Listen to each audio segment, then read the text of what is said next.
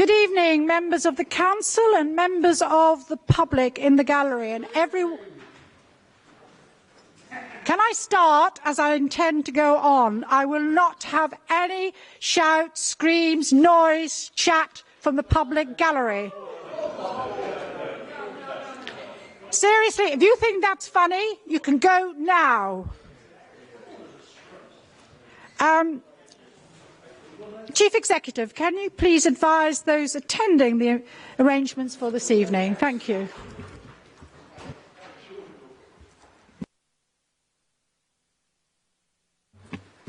Councillors, guests, officers and members of the public are advised that in the event of the fire alarm sounding, please leave the Town Hall as indicated by Council staff and congregate in Queen's Gardens until advised by Council staff that it's safe to return. In order for members to be heard in the chamber and public gallery, and for those watching the webcast, councillors are reminded to switch their microphones on when speaking and to switch them off at all other times. Councillors, officers and members of the public are reminded to leave the meeting should you wish to make or receive a telephone call. With this exception, you are able to record the meeting if you wish, but please refrain from taking photos or filming people in the public gallery. Can I also politely ask that guests in the public gallery refrain from leaning over the barrier and recording or photographing the meeting, as there are members sat directly underneath. This meeting is being webcast live, and a recording of the meeting will also be available from the Council website from tomorrow. Thank you very much, Chief Executive. Item 1, apologies for absence. Chief Executive. Apologies for absence have been received from Councillors Gatland, Speakman. He's here. Oh. Councillor Speakman, Councillor Thomas. Yes, everyone's agreed. Trackers, Lawler and Wright. Apologies for lateness have been received. Wright's here as well. Councillor Wright, apologies for that. I've got your apologies here. Okay. Apologies for lateness have been received from Councillor O'Connell. Either of the whips? Yeah, I have apologies from Councillor Tracas Lawler, but I think the Chief Executive already done that. Councillor Henson, and apologies for lateness from Councillor Pat Ryan, Councillor Hermione Kabir, Shafi Khan, Carlton Young, Jamie Wardsley, Jane Avis, Patricia Hay Justice, Paul Scott and Sherwin Chowdhury.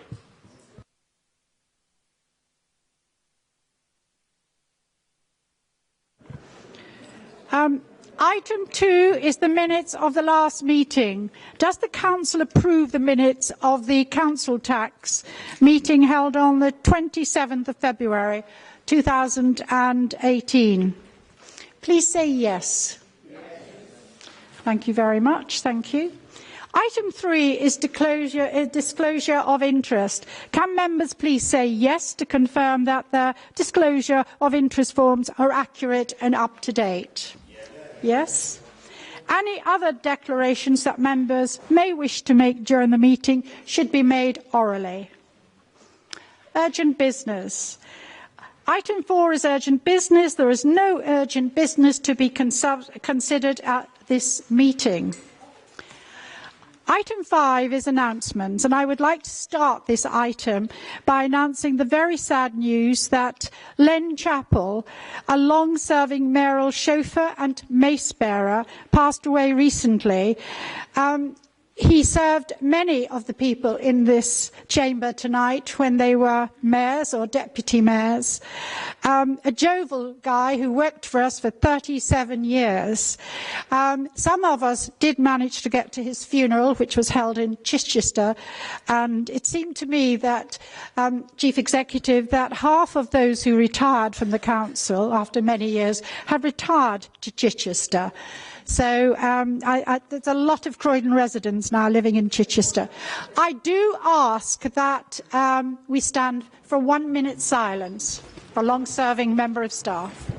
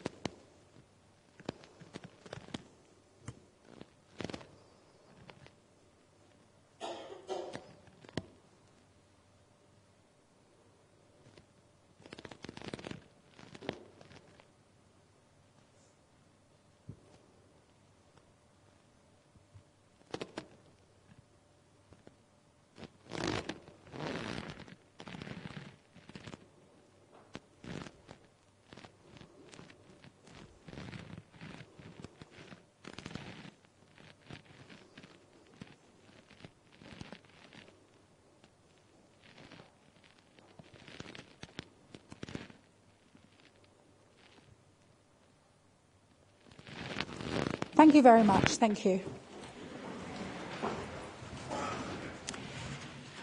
Under this item of announcements, I have agreed to make time for our long-serving councillors that are standing down to be acknowledged, and for some of those members to address this chamber. But first, I would like to draw members' attention to some of the current mayoral highlights. I think letters or reminders or emails have gone out with regards to my final gala dinner and dance. It's at the Hilton on the 20th of April, starting at 7 p.m. with a reception and taking your seats for dinner at 10:30. I do hope as many of you as possible will come to that dinner and dance. It's at the Hilton in Purley Way, and we have individuals pay for it, and we have great music. You should be able to dance, etc. And also, I would like to welcome in the audience, we have students from the Royal Alexander and Albert Boarding School in Reigate. And if there is any more noises,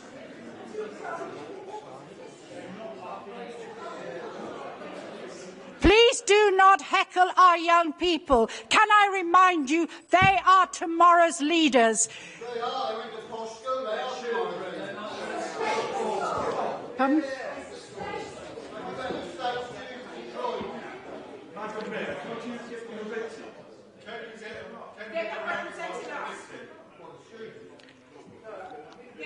If I hear any more disturbance, I will actually remove everyone from the gallery except our young people. Madam Mayor, I think I can say, but I stand to be corrected, that there would be cross-party agreement for those individuals who are attacking our young people to be invited, perhaps with a final warning, but otherwise to leave the chamber. It is an absolute disgrace, and it brings this chamber into disrepute.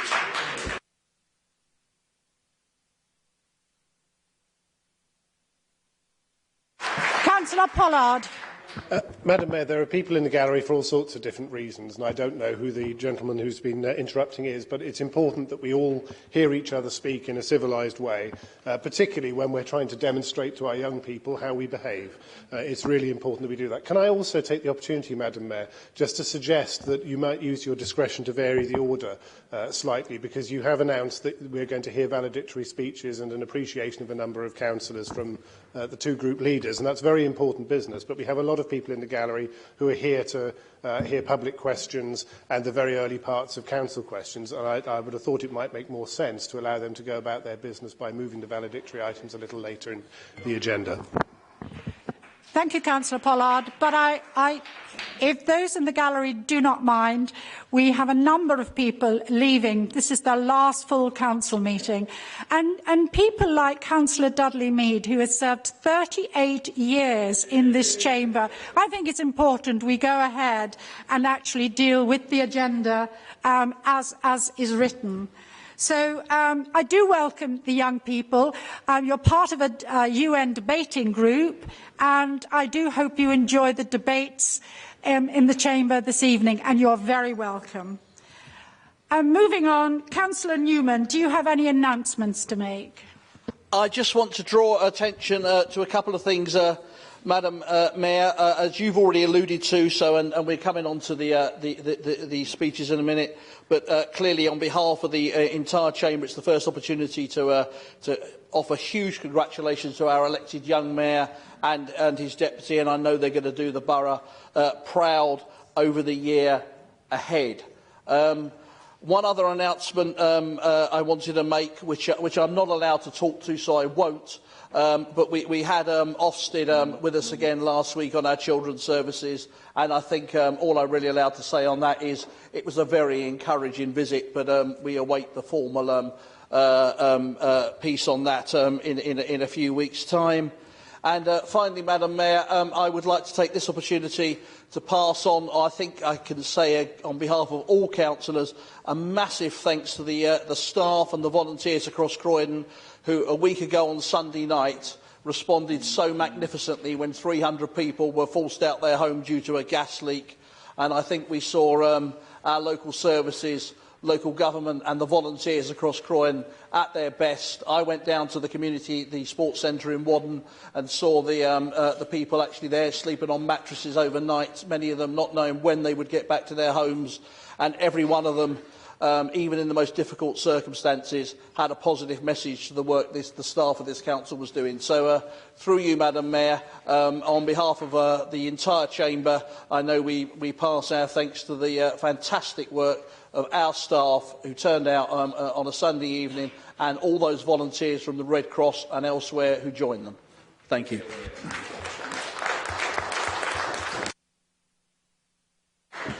Councillor Tim Pollard, can I invite you to say some words?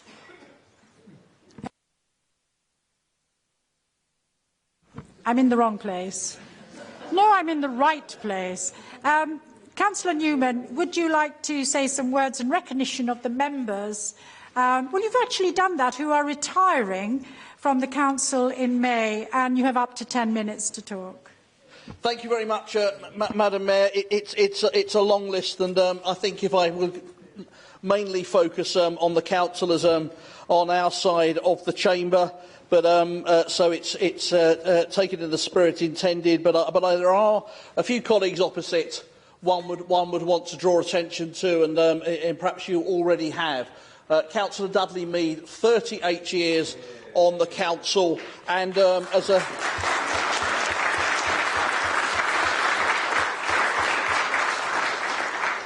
as a previous chief executive once described Dudley, the last true great municipal socialist in Croydon. Well, I mean, I think that might have been a bit strong, and Dudley thought so as well. But certainly on this side of the chamber, just to be serious for a moment, Dudley's campaigning that has ensured one way or the other we still have 14,000 council homes that this administration is hopefully now looking after in this borough, and his tireless efforts on the Fairfield halls is something that I think has been recognised across party. Margaret as well, we didn't always agree on policy, but Margaret's commitment and dedication to this council, along with Chris Wright in terms of the length of service and the days, possibly years you've spent in this council chamber, is something that is to be recognised. And there are, and this is always going to happen, I'm going to start missing colleagues out on the other side, but Donald Speakman. Donald, is he here tonight? Donald, you know where we are if ever you want to come home to Labour. Another fantastic contribution to local government. And he's not here tonight, but I would say, pretty public disagreements with Councillor Mike Fisher, but he's a former leader of this council, and he was always courteous and polite to me in the dealings we had privately. On our side of the chamber, I really don't know where to start. Timothy Godfrey, the man who took over a cultural desert, has overseen a cultural revolution, and with the amazing work in terms of the sports centre contracts, clearly the Fairfield halls, coming so close in the borough of Culture Bid, and much more, has completely reset the direction of travel of this borough. There's a lot more to do, but Timothy, you leave a legacy and a more than a foundation, a very, very strong platform for those that follow to take forward the work you do. And on a personal note, and perhaps not so many colleagues even on this side of the chamber are aware of it, the amount of work Timothy did in the tough years of opposition and the elections like 2010 that gave us an opportunity to win in 2014 is something that I know more than most and will always recognise. Councillor Mark Watson, the king of regeneration, transformed the working environment with the good employer, the London living wage, the work in Surrey Street, and the very powerful work on equalities. And it will be an annual legacy to Mark that the Pride Festival in this borough will continue as an annual event, with or without you, although Mark, I know you're going to be involved in that, and a much loved councillor, I think we can say, of Mark. Equally, we can say of Councillor John Wentworth, Crystal Palace's biggest fan, as many. The living embodiment of what a good community councillor should be, absolutely passionate about the work in Crystal Palace in Upper Norwood, but also 40 years or more in the Labour Party, a public servant with a record second to none. And I think I can say that we haven't seen the last of John. I think John's going to be with us one way or the other for many years to come. And of course he's been the proud military champion as well of this town in recent years. And John, thank you for the magnificent contributions that you've made as well. Councillor Wayne Lawler isn't with us tonight, but I've got a feeling he's watching somewhere in America.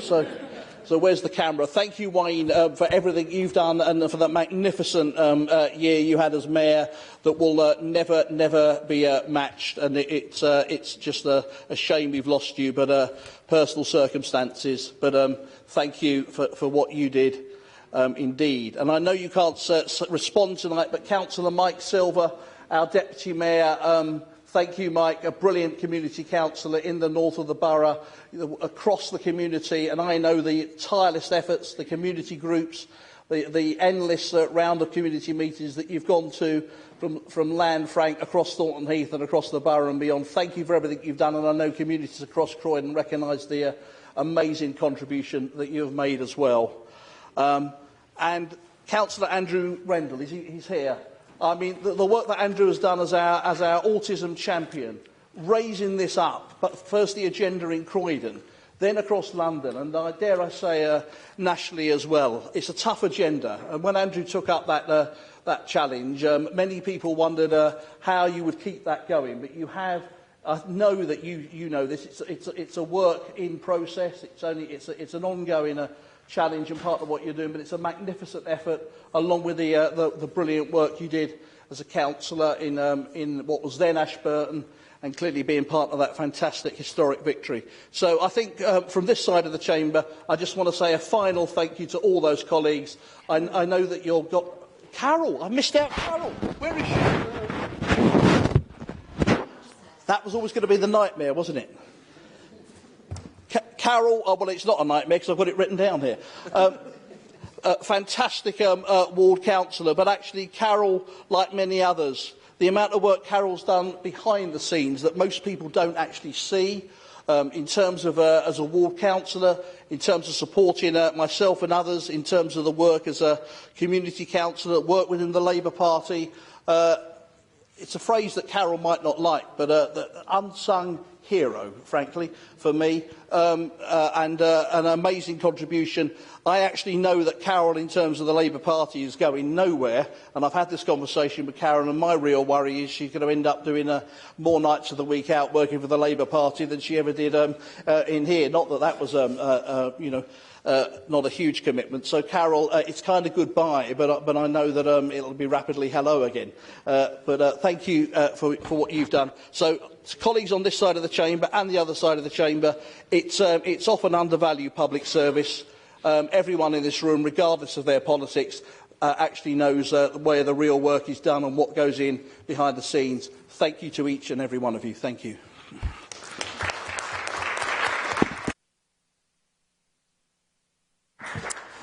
Now, Councillor Pollard, can I invite you to say some words in recognition of the members of the opposition and indeed the full council that are retiring from the council in May. Thank you. Thank you, Madam Mayor.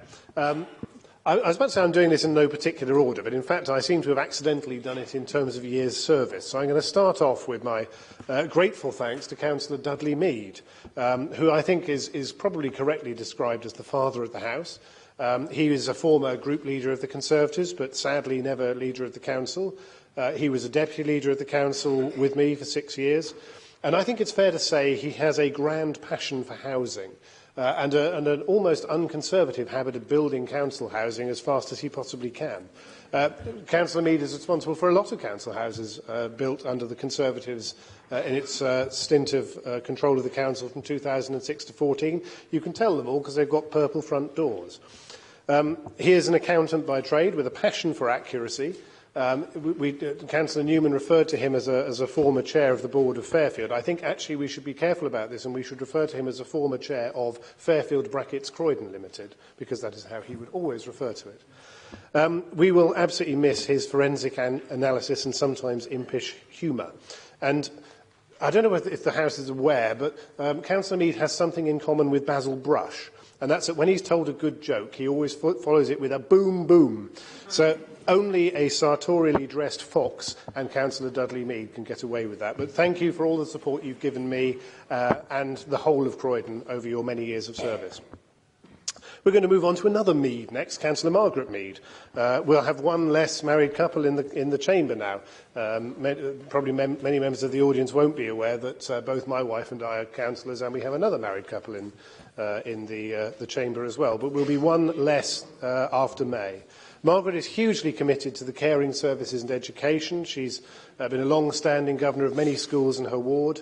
And she has an encyclopedic knowledge of health and social care issues. And that's something that I've talked about at length recently, is the difficulty for upcoming councillors in acquiring that level of knowledge. So we will certainly miss that, Margaret. Referred to by Dudley Mead as the management very often. So on that basis, it's probably a good thing that they're both standing down at the same time, because I'd hate to think of Dudley without the management in the room. Councillor Chris Wright. I've known Chris Wright for 18 years, and what really frightens me is he doesn't seem to have aged a day in that entire 18 years. I wish I could say the same for me. It's kind of hard to keep a ward as distant as Coulsdon East is in the council's eye, but Chris has managed it with aplomb. He's hugely supportive of the local friends group in Coulsdon East. He's very committed to green space and to sensitive development. Many people will be aware he has been a very long-standing member of the planning committee.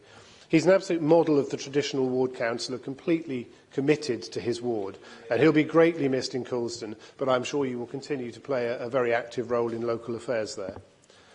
Councillor Fisher, who isn't here today, I think it's fair to say is a larger-than-life character, and not to be confused with the landlord of the Nag's Head in Only Fools and Horses, who was also Mike Fisher, but of course was a fictional character. He has the sort of distinction of having been elected to Beulah Ward in 1990 for 4 years, and then having to have a 4-year enforced holiday as a result of the efforts of these people over there, which was very unkind of them. But after his enforced absence, he reappeared in Shirley, which he's represented since 1998. He was leader of the opposition for just a year, and as somebody who's held that job for 3.5 years, I think actually holding it for a year was a jolly good idea. He was leader of the council for 8, and there were many achievements in that 8 years, recycling up, education standards up, but I think the biggest was brokering the Westfield-Hammerson deal, which, assuming that we see progress on that after the significant recent delays, will be a fitting testimony to his time in charge of this council. Councillor Phil Thomas is also standing down. I think Phil would probably be the first to admit that he is not always 100% politically correct. He's spiky and combative and in your face, but he gets stuff done. He was a cabinet member for Streets for 8 years. He massively expanded recycling. He did regular walkabouts. He probably drove his officers mad, I would suggest. He tackled reported service deficiencies directly and with his own unique style. He is not on social media, and he has several times said to me that is a very deliberate decision, and it's one that, as his leader, I fully support him in. It's always a shame to see a councillor who is so action-oriented going, but we wish him well as he takes forward his career in other places. The leader spoke about Councillor Speakman, who joined the council the same time as me 16 years ago. Had very many years before being a Lambeth councillor, a Lambeth Labour councillor. He's got a very creative way of thinking, and what I mean by that is that political parties tend to suffer a bit from groupthink. You talk to yourself too much and you end up kind of reinforcing your own beliefs. What I really valued about Donald was the fact that he would always come at problems from a different angle and gave you a different insight into it. He was elected as part of the Bass-Millard-Speakman axis in Purley and slipped very gracefully into the role of Mr Purley as his longer-serving colleagues retired. Again, will be very much missed. Councillor Sue Winborn, 16 years as a councillor, but split into 2 halves with a 20-year break. Wadden in the 80s and then Fairfield since 2006. Quietly spoken, but absolutely determined. Where is it? quietly spoken but absolutely determined to fight for her residents. Absolutely legendary on planning committee for the rigour that she applied to looking at each application beforehand. When we were talking about, as a council, moving to e-documents, I thought of the 2 lever arch files that Sue routinely takes into planning committee with what appear to be 1,000 post-it notes sticking out the side, and wondering how on earth that can possibly be replicated digitally. But that sort of thoroughness will be very much missed. So best wishes, Sue, on your retirement. I'm also going to mention, actually, Saara Bashford, who isn't retiring now because she had to stand down a few months ago as a result of taking a politically restricted job. But this is the only opportunity I have to express my appreciation for her work. She was my deputy leader for nearly 3 years, did a storming job there, former member of cabinet, and very dedicated to serving the residents of Selsdon. And I know she loved being a councillor, so for her it was a great wrench to have to step down. But I just want to put on record my thanks for all of her good work. Final Conservative councillor to mention is James Thompson, who's only served 1 term as a councillor. And one of his claims to fame is that he introduced many older Conservative members to the concept of social media. Now, some of you will think that's a good thing, and some of you may not think it's quite so good.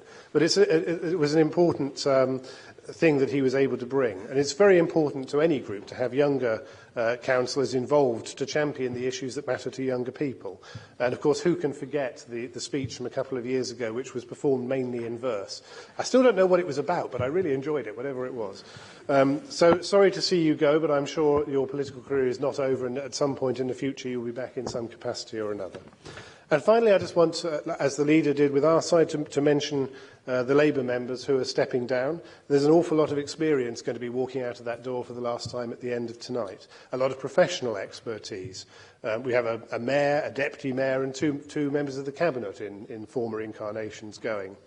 And, of course, Councillors Wentworth, Bonner and Rendell, who, from a personal perspective, I would say, have always demonstrated that whilst you may disagree with the other side professionally, it's always possible to be friendly, courteous and constructive in your dealings with them. And all 3 of you have applied that in great amounts, and I want to thank you for that. So best wishes to all of you and everyone who's stepping down, and thanks for all of your work over so many years.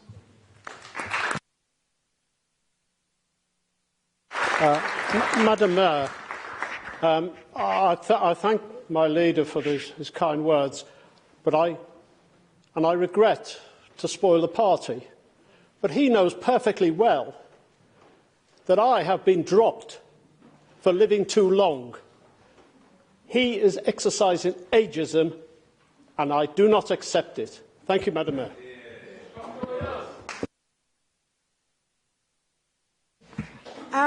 I'm now going to invite 3 retiring councillors from each group to say a few words, and you have up to 3 minutes each. Councillor Bonner, you're invited to address the chamber. Madam Mayor, councillors and members of the public, this evening marks my last full council meeting as a councillor for Fieldway Ward. In the last 12 years, I've been honoured to represent this area. I've not only been their representative, but have made many friends. It's the end of an era in more than one way. Not only will someone new be elected, but the ward will no longer be Fieldway when it becomes New Addington North following the boundary changes. I have many fond memories from my time as a councillor, as well as some less happy. Sadly, New Addington has seen more than its fair share of tragedy, and I'm thinking particularly of the murder of Tia Sharp, and then, just over a year ago, the tram crash. It's been my privilege to support the fantastic community that is New Addington during those difficult times, and I have nothing but admiration for the way in which they have always come together to support one another. Even after 12 years, I don't think I could write a job description for the role, except to say that you should expect the unexpected. I'm proud to say that with my ward colleague Simon Hall, I believe we've raised the profile of councillors, and that many more residents know that we exist and know what we can do to help them. That's, of course, once they realise we're an elected councillor and not a councillor who can help with their emotional problems, although I think we often take on both roles. As you would expect me to say, I think that the council in the last 4 years has enabled me to do more for my residents, and I'm quickly going to highlight a couple of things that are making a real difference. The expansion of the Family Centre, which now provides Community Connect, bringing the council's gateway service and more closer to residents in great need. And although not strictly in my ward, the opening of Heroes Walk just last Saturday was an inspiring recognition of so many pillars of our community, all selected by residents. Tomorrow evening is my last health scrutiny meeting. Holding our local health services to account has been challenging at times, but generally with cross-party support, I feel confident that we have succeeded in doing just that. I want to thank council officers who on many occasions have gone above and beyond to support me as a councillor to obtain good outcomes for my residents. We could not do what we do without you. I've been thinking back over the years since 2006, and one recollection that remains with me is spending my lunch break from work on my birthday, waiting for a photographer from the Croydon Advertiser to photograph Simon and I with a pile of fly tipping. At least the sun was shining. And they say being a councillor is glamorous. To close, Madam Mayor, I have to say that my time as a councillor has been more rewarding than it has been frustrating, but I'm most looking forward to not attending so many evening meetings. Thank you.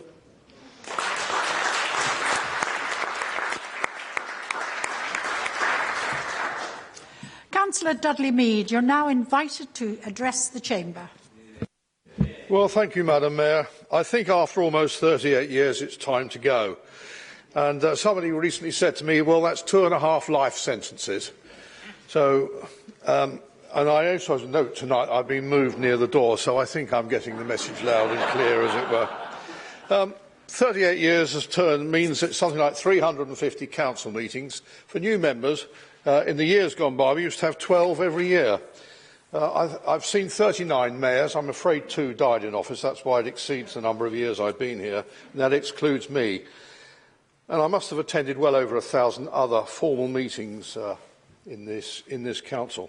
I've, of course, been an enormous privilege to represent Selsdon for that time. I've got many roles there. I think some in this chamber know I have a role around Christmas as Father Christmas. I do it on quite a lot of places in this town as a result of that. And I've been a monthly columnist in their magazine. And there are many, many other organisations in my ward that I've been associated with. But I think I might just reflect on 1 or 2 of the, achievements that I've been involved with. As the leader of the opposition said, I managed to keep Fairfield brackets Croydon Limited going for about 6 years without a grant. It was on a mixture of VAT refunds and all sorts of things, but it kept going. And little known, because I've been here before anybody else, that I actually managed to get the GLC to pay 50% of the cost of a major flood alleviation scheme in my ward, which otherwise caused a lot of trouble to residents. The pension fund is not a sexy subject in this chamber, but I do remember in 2006 we were the second worst in the country. The patients are a long way on a road to recovery.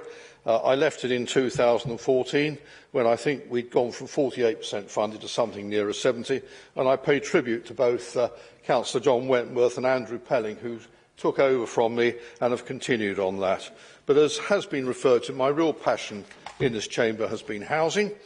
I've been involved in it since 1992, either in the opposition or as the Cabinet member, along with at the time as Deputy Leader of the Council. And I think the achievements which are significant for this town was the decent homes policy achieved in 2011. 99% plus of the rents were collected and 146 new units of council housing were built. And I didn't buy any land to do it. It was all on council-owned land. And I left 163 units in the pipeline, which regrettably still haven't been built. No, it's still yellow. So I will just go on for a moment longer. I must admit, I always remember in 2006 when I started this, Mike Davis, the then Director of Housing, said, "You haven't got any money, you can't possibly do it." And I just said, well, with a gross £82 million in the housing revenue account, it's got to be possible to find money to build new houses, and we did. And when I left office, we left £6 million ring-fenced every year to do it, and that's about 30 units. Finally, I must say thank you to all the officers and colleagues here for all their friendship, their cooperation and all their work they have joined in doing. Thank you, Madam Mayor.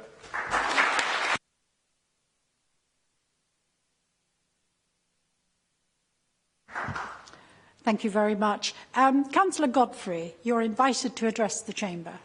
Thank you, Madam Mayor. I've done a mere 16 years, and I may retire here, of course, in 25 years' time, as I've not had the privilege of wearing the robes of the borough's first citizen. Of course, I've been involved in every election in Croydon since 1992 and have stood in 3 Croydon wards. The first ward I stood in 20 years ago was Whaddon, with Charlie Burling and Bernadette Khan. Needless to say, the ward kept its reputation as a volatile one and promptly re-elected Charlie Burling along with shock horror 2 Conservatives. That was the strangest of elections, where the leader of the council declared upon being re-elected that the sword of Damocles had been lifted from her head. Losing but not being on the winning side never seemed a great experience, I must say. That said, Val Shawcross was both a visionary and probably the best strategic thinker that this town has had as leader. While her choice to move on led to difficult times for our borough, wider London politics has benefited from a politician of that calibre. Given also how we're currently commemorating the start of universal suffrage, the 100th anniversary, I believe it's important that the town formally recognise its first female leader, the late Mary Walker. Mary was formidable, but she was also kind and encouraging. Mary helped usher in a new era in Croydon, and I regret that, as a collective, we haven't yet identified a suitable way to remember her contribution. 2 further losses, however, also weigh heavy on my mind as I think back. When we lost Malcolm Wicks, we lost an MP of a former government minister who was a class above many an ordinary MP. I was reminded of this at the recent Borough Health Conference, where we heard from the excellent Stephen Dorrell, former Health Secretary, speaking eloquently and intelligently, just as Malcolm often spoke on topics as diverse as Bosnia or poverty. At the other end of the public service spectrum, I was also privileged to work closely with the late Brenda Kirby, a passionate advocate for theatre, culture and, of course, New Addington. I've always believed in the power of local government to change society and deliver first-rate services. Croydon is always at its best when it's bold and decisive. From building power stations to slum clearances and council house building, reclaiming land and opening parks, libraries and so forth, through the more dubious road building schemes of the 1950s, to the bold and powerful cultural statements that built the Fairfield Halls and Croydon Clock Tower, that persevered to build Croydon Tramlink. Modern bold statements echo these past glories and community energy schemes, refurbishing the Fairfield and installing sprinkler systems in our housing stock. To be mildly political, Madam Mayor, because I was instructed by the Chief Whip not to be, it's to praise the work of both parties over many years in housing. Always traditionally run in-house, the service ethic, the drive and enthusiasm of both members and professional officers has always driven this area forward. It's a lesson I believe that future Croydon councillors should heed. Croydon is best when it's bold and best when it gets on and delivers for residents in a straightforward, no-nonsense way. Thank you, Madam Mayor. I've enjoyed my term as a Croydon councillor.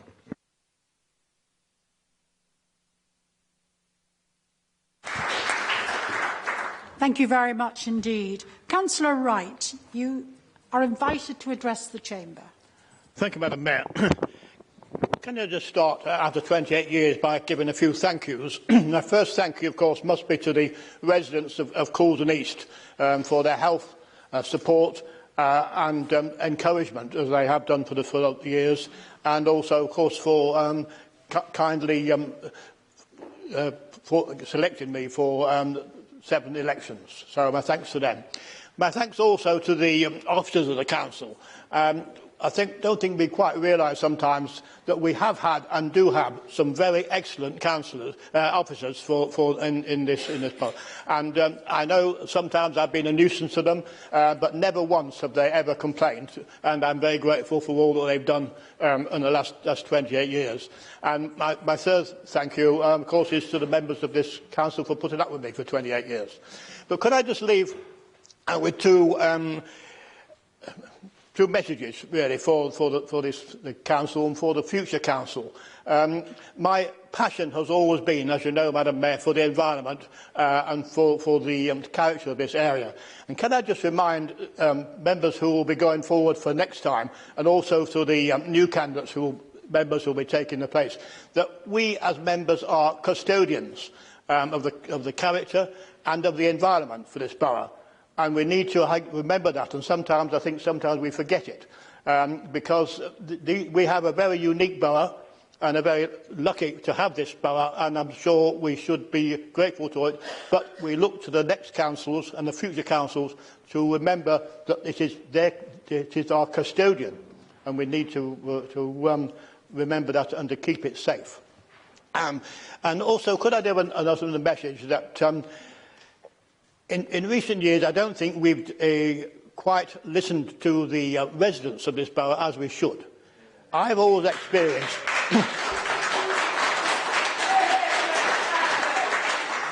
I've always been grateful for residents showing me which way I should go, and quite often, 99% of the time, they're right. And sometimes this council doesn't listen to them often enough. And I think we need to listen to them because they are people who know their area, know their neighbourhood, and can advise in a much better way than we sitting around this chamber. So could I say those two messages to the future councils? Remember our environment, an environment in this borough, and remember the residents. They know what their neighbourhood, they know their character of their area, and they want to preserve it. So talk to them, listen to them, and connect with them. And thank you all very much for putting up with me for 28 years. Thank you.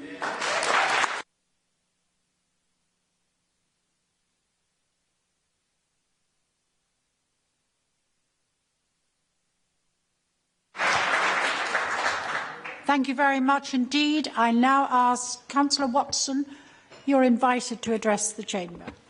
Thank you, Madam Mayor. As hard as it is to believe, full council meetings, in my mind, are not the best part of being a councillor. Saying that, there is a twinge of sadness that this is my last speech in this chamber. As you know, I was first elected in 2002, and I want to thank the people of Addiscombe for putting their faith in me. Well, 3 times out of 4, anyway.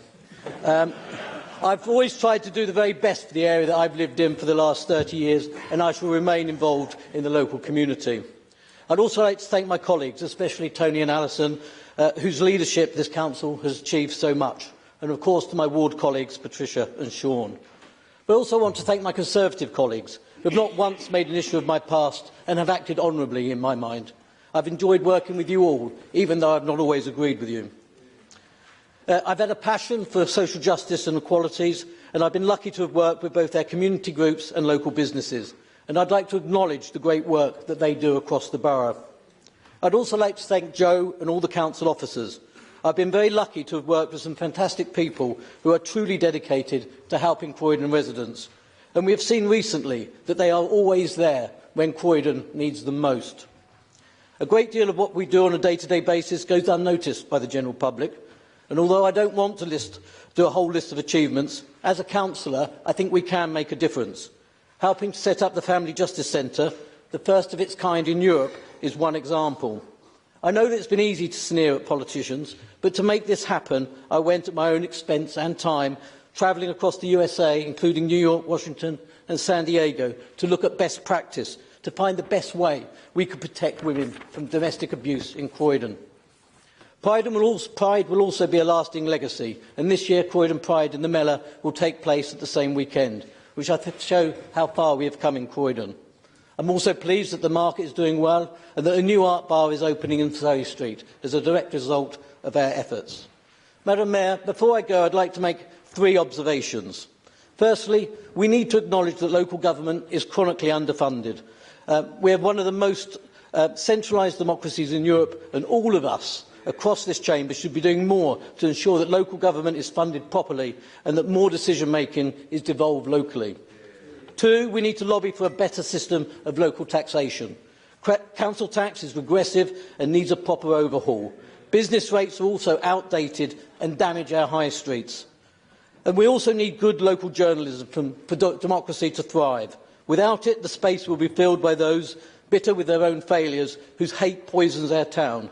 This undermines both local democracy and the council and makes it less likely that good people will come forward to be public servants. Whilst it is true some councillors are kinder than others, some clearly are more competent than others, but everyone in this chamber came into politics to make their communities better. It is hard work for little thanks, and there's absolutely no glamour. We should be grateful that people are willing to put themselves forward, because whilst the system isn't perfect, it is better than the alternatives. So to my colleagues on both sides, I wish you all the very best, and please keep up the good work. Croydon needs you. Thank you.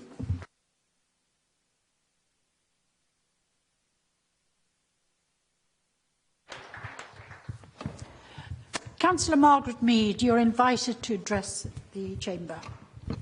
Thank you very much, Madam Mayor. It's been an honour and a privilege to have represented and worked with residents and organisations in Heathfield since 1990, and I have many happy memories. Back then, trams were being proposed in our town, but the Heathfield public meetings were noisy and opposed particularly the cutting through Addington Hills. But when the trams were up and running, of course, they loved them and they told me so. I've been very fortunate to hold a variety of roles over the 28 years, but I started with the Bandon Hill Cemetery, which met in a small building in a large graveyard and very eerie in winter. Later on, social services became my main interest, and I learnt a lot from listening to our vulnerable people and their carers, and during that time persuaded many council officers and the Whitgift Foundation to form a partnership, and so began the Carers Centre in George Street. The Queen was amazed it helped 22,000 visitors in the first year, and last year 35,000 visitors. Proof it is a much needed resource in our town. A year as Mayor, as you know, is full of memorable occasions, but two stand out for me in mine. The Second Rifles Freedom March through our streets, and meeting very young, badly wounded amputees was special. One told me from his wheelchair he was going to learn to walk again in 6 weeks, and by chance we met 6 weeks later and he was walking. Remarkable. We held a lunch for Croydon's Women's Land Army and Timber Corps anniversary. Two met that day who had not seen each other since they were billeted together. One early canvassing experience springs to mind on a very cold Saturday morning. I rang the doorbell and was stamping my feet. It was freezing. The door jerked open, lots of hot air came out, and there stood in front of me a young man with just a towel round his waist. So, Madam Mayor, as the Boundary Commission has decided to disband Heathfield Ward, I felt this was a message. Like others too, I'd like to thank the many officers over the years who have supported me and the many casework that has come before me. Our grandchildren want to see more of their grandpa and granny, as do other family members. So it's time to hand over the reins, Madam Mayor. But I have met and worked with so many lovely people. I've made a lot of friends, and here in the council chamber. And I look forward to catching up over a coffee or something stronger. Thank you.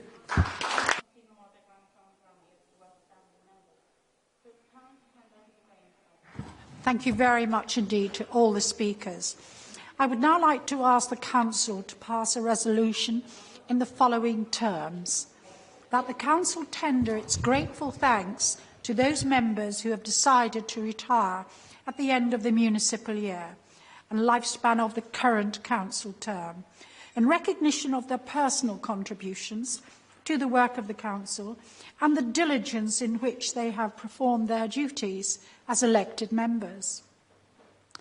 And that this resolution be engrossed, sealed and presented by the Mayor and the Chief Executive on behalf of the Council in suitable form to the following councillors: Councillor Carol Bonnard, Councillor Mike Fisher, Councillor Timothy Godfrey, Councillor Dudley Mead, Councillor Margaret Mead, Councillor Andrew Rendell, Councillor Mike Selva, Councillor Donald Speakman, Councillor Phil Thomas, Councillor James Thompson, Councillor Wayne Trackers-Lawler, Councillor Mark Watson, Councillor John Wentworth, Councillor Sue Winborn and Councillor Chris Wright. Councillor Newman, will you move this resolution? Madam Mayor, it's an absolute pleasure to move that resolution. Councillor Pollard, will you second the resolution? Madam Mayor, very happy to second. Thank you very much. I'm now going to put the motion to the vote. Those all in favour, please say yes. The yes have it. Before I invite those retiring councillors to the dais and to receive their citations, can I just say that it's been absolutely amazing working with so many of the councillors who are leaving. And just one thing, I wanted to congratulate Margaret Mead on when I was advised by the leader of the council that I had become the mother of the council, and Dudley Mead was the father of the council. I did ask Dudley, did we have to get married? And Margaret said, I don't think you need to. So I think we now go ahead and we invite the retiring members up to the front and they will be presented with citations. Thank you very much.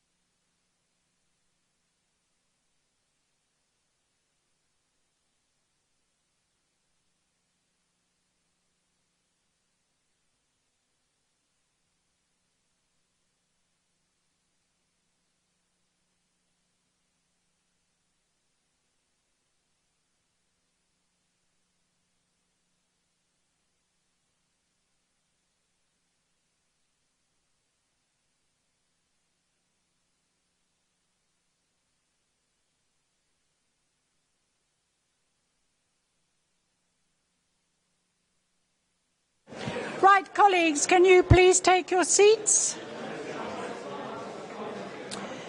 Colleagues, can we have some quietness, please? Item 6 is Croydon question time, which is taken in two parts. The first part is the public questions to the Leader and Cabinet, which will be followed by questions from members to the Leader and Cabinet. Before we start question time, please can I politely remind councillors and members of the public that even though we have an election coming soon, this session is not a huskins, nor is it an opportunity for campaigning or electioneering. I am sure that everyone will follow the spirit of the session and that I won't need to call anyone to order. And the first question from the public is Norman Young, brick by brick success.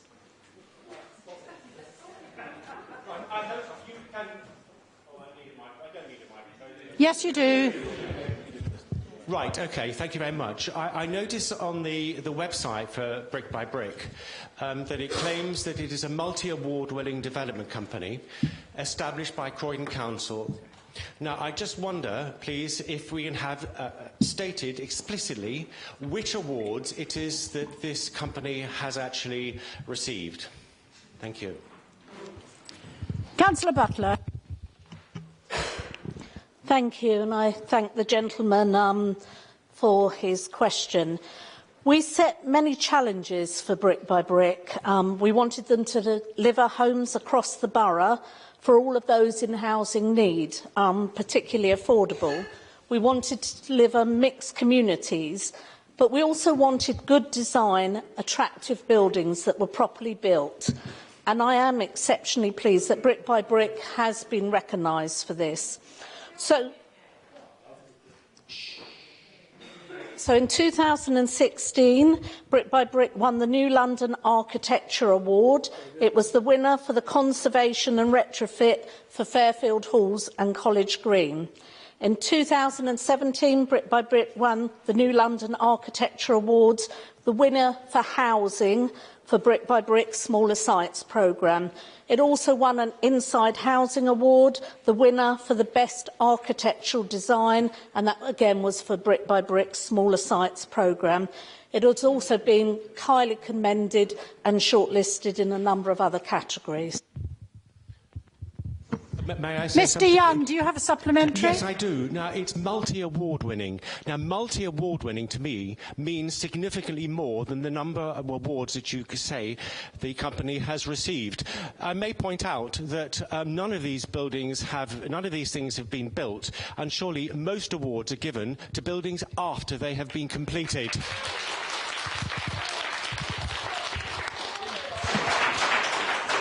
Councillor Butler, can you respond? Thank you for your, the further question. I mean, I certainly think the multi does mean more than one. As I've said, that Brick by Brick has received 3 awards as winners and several other awards as commended or coming in second in those categories. And these awards have been recognising about the work that goes in before you actually do build properties. So they're about good design. They're about making homes that are fit for people. And so I'm very pleased they have won those awards, and I look forward to, when the buildings come through, perhaps them winning more. Thank you. Councillor, Tony Pearson, the 100th anniversary of the armistice. Thank you, Madam Mayor. How is the Council planning to mark the 100th anniversary of the armistice this year in Croydon? Councillor Godfrey? Did you get the question? How does this Council intend to celebrate... I have no idea, Madam Mayor. Well, no, I have no idea because I haven't seen the question before. The Council always marks all of these commemorations, as the Conservative candidate in New Addington knows, and works with the relevant bodies to do so. It's often the Mayor who leads that commemoration, and I presume that will be the case this year again as well.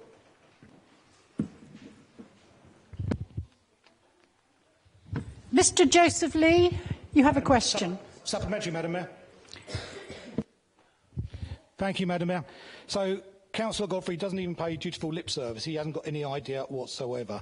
Last year, Councillor Newman, as leader of the Council, couldn't be bothered to attend the flag raising on Armed Forces Day. This administration ran away with a dedicated military covenant officer. Why does this administration, and I exclude Councillor Wentworth from this because he's done a good job as military champion, I wish him well. Mr Pearson, we do not want speech. Why does this supplementary question? On a point of personal explanation, because he's making some very, very serious... Councillor Newman, I'm talking. Mr Pearson, will you please sit down? Why won't you listen to the Veterans and Armed Forces community of this borough? Madam Mayor... The disgraceful use of our armed services and veterans as a political football by that member of the public is unacceptable. He's actually misrepresented this council. Councillor Wentworth, as I said earlier, has done a fantastic job as our military champion. We've honoured the servicemen of this borough, and Councillor Pearson has put libellous statements in writing and needs to withdraw them. In fact, Madam Mayor, I'm willing to correct that mistake. Former Councillor Pearson, and I doubt ever to be Councillor Pearson again. Mr. Joseph Lee, are you present? Councillor King, can I get an update on Black Horse Lane Bridge developments, please?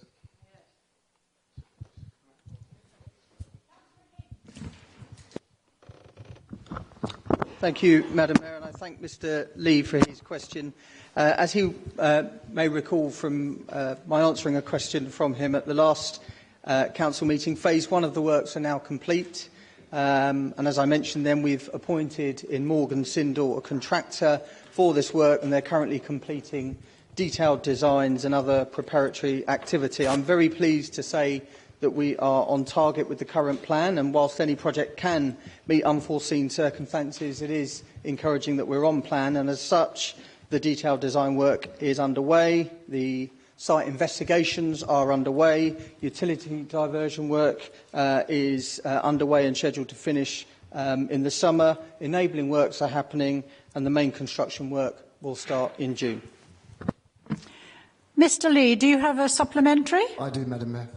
Go ahead. Thank you for your answer, Councillor King. While I understand that the schedule of works for Black Horse Lane Bridge include a period of time where the bridge will have to be fully closed to pedestrians, can I take this opportunity to suggest that the bridge is closed during school holidays to ensure not everyone is impacted by the closure?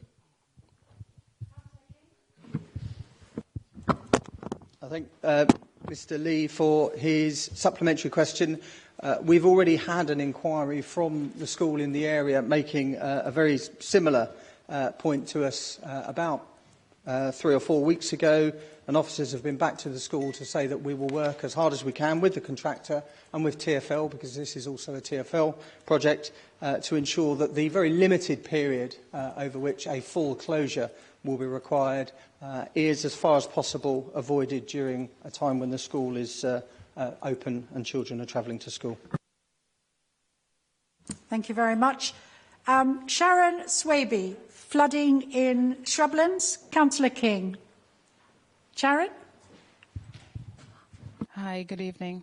I would like to ask, have the flooding, the damage, the drainage issues on shrublands been addressed, and how? Councillor King. Thank you, Madam Mayor. I'd like to thank Ms Swaby for her question. Officers have been unable to find any information about the issues that Ms Swaby has raised, and I think they were unable to contact her today to try and get further information so that I might be able to answer the question this evening. Regrettably, I'm not in a position to be able to do so, but I have asked that officers do get in touch with her to get full details of the issue that she wishes to raise, and it will, of course, be looked into immediately. Ms Swaby, do you want a supplementary? I think yes, Councillor King has... Yes, please. Go ahead. Mr Gentleman there had said earlier 6 million has been ring-fenced for building social housing each year. Why has none been built so far?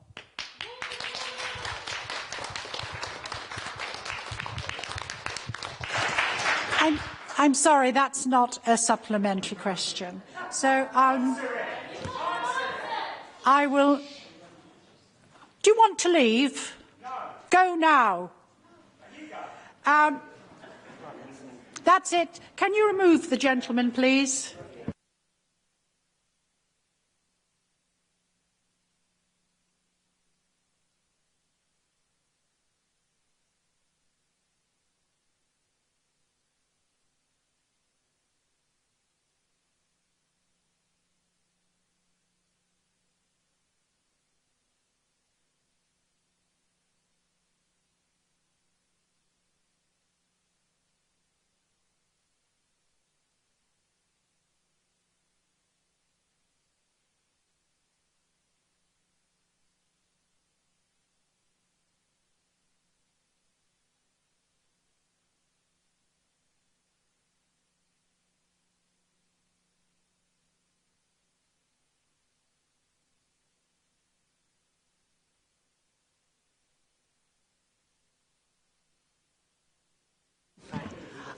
If you do not leave, I will call the police.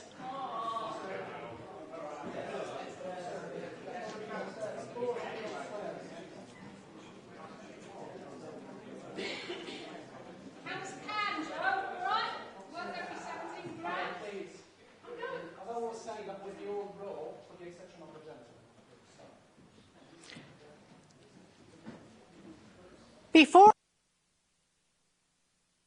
can I just remind people, this is a meeting of the council members. It is not a public meeting. It's a meeting in public of the council chamber. Leslie Curtis, you have a question.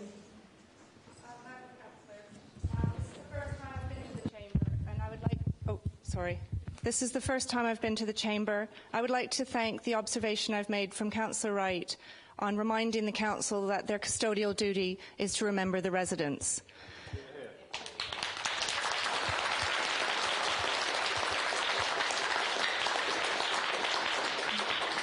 So based on ongoing feedback that I've seen on social media and around the community from thousands of angry residents across the borough, whose valid objections have not been heard, perhaps what's best to ask Councillor Butler is what is the criteria for planning applications to be refused, as I don't think this has happened yet. 100% of the planning applications to date have been approved. Pardon? No?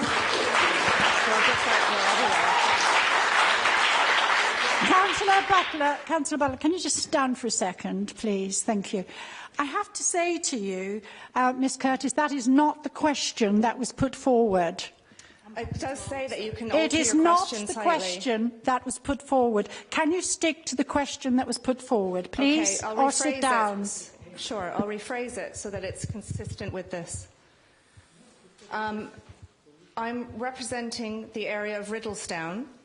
A number of developers are targeting our area with offering over the market price for plots with detached houses on quiet residential streets, with the promise of planning approval for 7 to 12 flats. This is going against where the borough character appraisal fits in. At least 10 plans have been approved despite hundreds of objections by residents and neighbours, and building work hasn't started. But I'd like to repeat my question. How are the applications, the criteria being refused, because they're not being refused despite objections? Councillor Butler, thank you. Thank you for the question and the questions. I'll try and cover a number of issues that you've raised. You've talked about planning applications and none getting refused. Well, certainly plenty do get refused. But the criteria for refusing a planning application or agreeing an application, and I think this is where so much confusion does get in, because it is under planning policy. So the criteria for refusing or accepting a planning application must follow national government, so that's the National Planning Policy Framework. It must follow London government, so that's the London Plan, and it must follow additional documents put forward by a local borough. And so in this instance, it is the Croydon local plan. So when the planning committee or an officer actually makes a decision on a planning application, it must be done under those three criteria. So I know there's often a lot of strength around public applications and planning applications, but actually the number of people complaining about an application isn't part of those criteria which planning officer and a planning committee must meet. It must be if their objections are on planning terms, and the committee must then consider the planning terms. But if those objections don't cover the planning terms under those three documents, then the committee can't consider them. So that would be the answer to the criteria.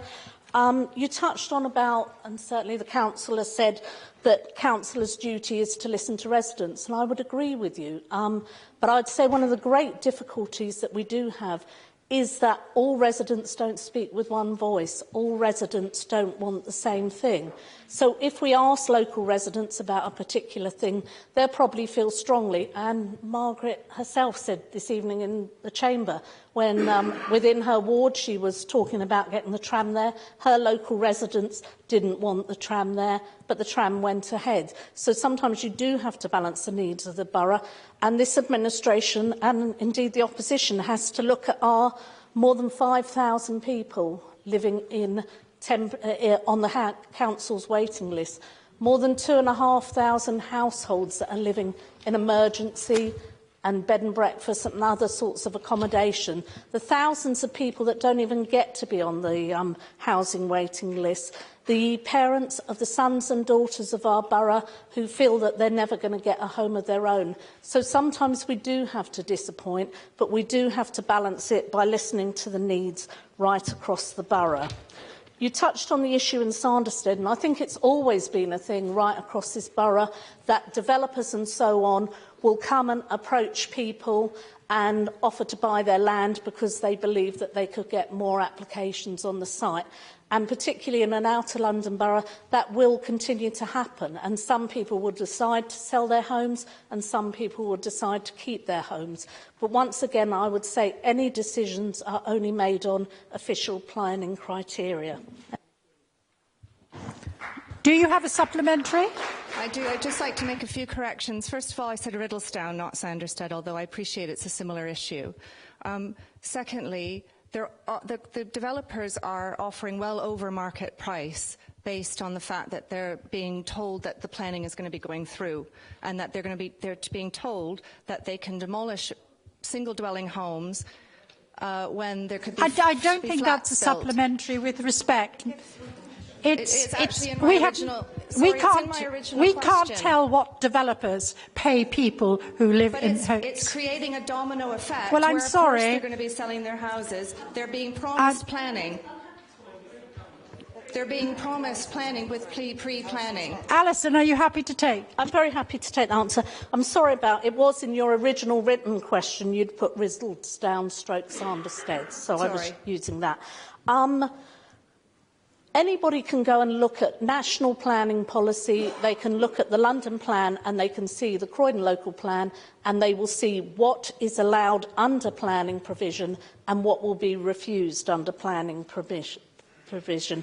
We do get, and council officers will tell you this, many people who've come to this council and they've bought land and then they say we want to develop this, and we have seen that on a number of sites across the borough where this council has refused it, and developers have bought it on the grounds they think that we will disagree with policy. Well, we won't disagree with policy. So anybody who's buying land looks at the criteria and it's not met under the criteria is taking a huge risk, and many have lost under those circumstances.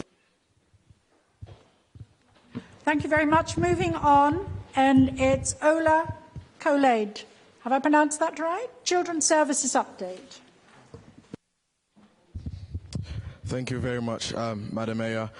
So my question is, under this administration, due to what Ofsted have called a mismanagement and a lack of understanding, we had a lack of protection for some of our vulnerable young children in Croydon, and this issue has come up consistently on the doorsteps of Norbury Park, where Councillor Fleming is seeking to run in this year's election. So will Councillor Fleming please give us an update of how this administration plan on turning this rather unfortunate predicament around? Mr. Colade, before I call Councillor Fleming, I said earlier no electioneering tonight from anyone. Councillor Fleming. Thank you, Madam Mayor. I will take the opportunity, though, to thank my opposition candidate for his question and his concern. So just to let you know that some of the fantastic steps that we've made in relation to the Children's Improvement Programme, a multi-agency Children's Improvement Board with an experienced independent chair was established in September 2017 to hold the Council to account for delivering improvements. The board meets monthly and has representation from Cabinet and opposition members. Unfortunately, Councillor Gatland is not here today, but she also sits on that board. A comprehensive improvement plan was developed in October 2017 and was agreed by Cabinet in November 17 and submitted to Ofsted and the DFE in December last year. The plan is currently being delivered and progress is reported monthly to the Children's Improvement Board. An additional £10.9 million has been added to the budget of Children's Services for 18-19 financial year to consolidate and extend the initial £3.9 million invested on improvement for the 17-18 year, which is coming to an end. A significant amount has been invested in our frontline staff. A strengths-based social work practice model called Strengthening Families has been extended right across the service and it has been agreed in collaboration with staff. Training in the new model has been rolled out to over 350 staff and will be introduced to partners, including schools and health, in April. Indeed, there was a Strengthening Families session that took place today, and there is one scheduled for tomorrow. A single point of contact for referrals into the Children's Services was launched on the 5th of March, bringing together our MASH, which is our front door, and our early help to create a single front door into the service. The first phase of work to develop a comprehensive early help offer for children and young people has been concluded. A multi-agency task and finish group, which is chaired by the Exec Director of People, has been set up to agree a shared definition of early help and how it should be delivered across the partnership. The early help strategy is due to be launched in June of this year. A programme of performance sessions, which have been led by the Exec Director of People and the Director of Children's Social Care and Early Help to increase challenge and scrutiny of team and service performance to increase the line of sight to the front line have also taken place. Indeed, members on both sides of the chamber have also attended the additional sessions that have been put on for members so that they have a greater understanding of our roles as corporate parents and the journey that the child takes throughout the service. An intensive peer support relationship with a good borough, Camden in this case, has begun, and staff have had the opportunity to work with staff over in Camden, particularly around areas including quality assurance and our early help offer to improve practice at pace.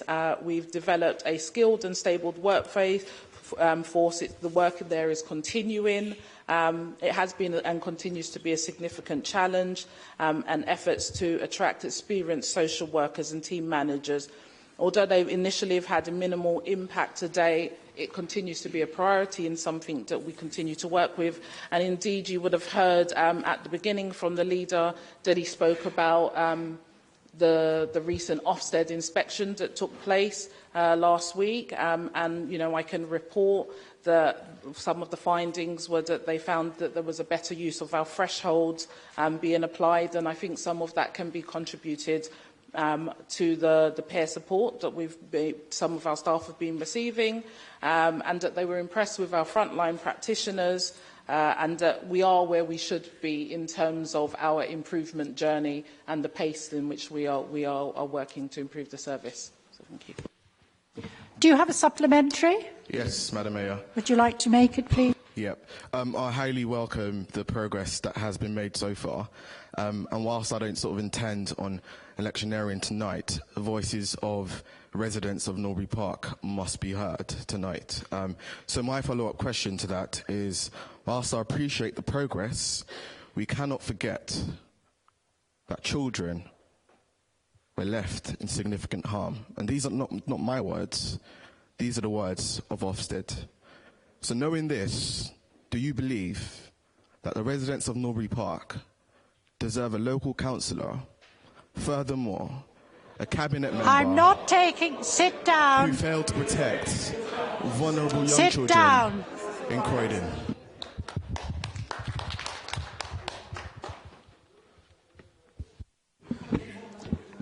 I'm telling you.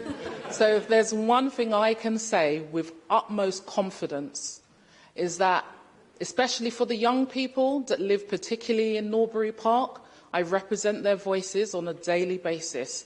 And those young people will come into this chamber, I am confident of that.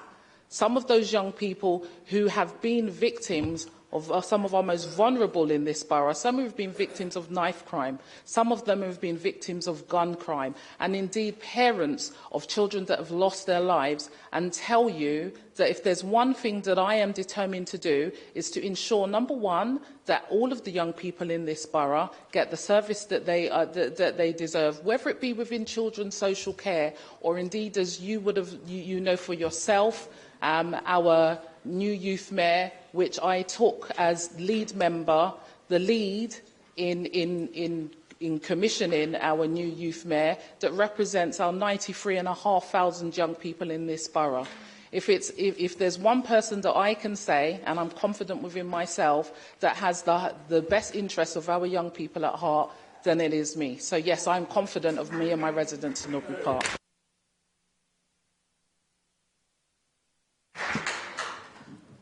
Next questioner, Tony Campbell, Local Green Spaces. Are you here?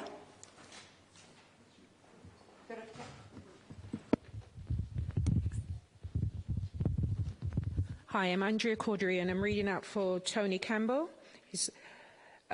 He wants to know if the council is serious about ensuring that our public parks and community open spaces remain protected from development as recently stated.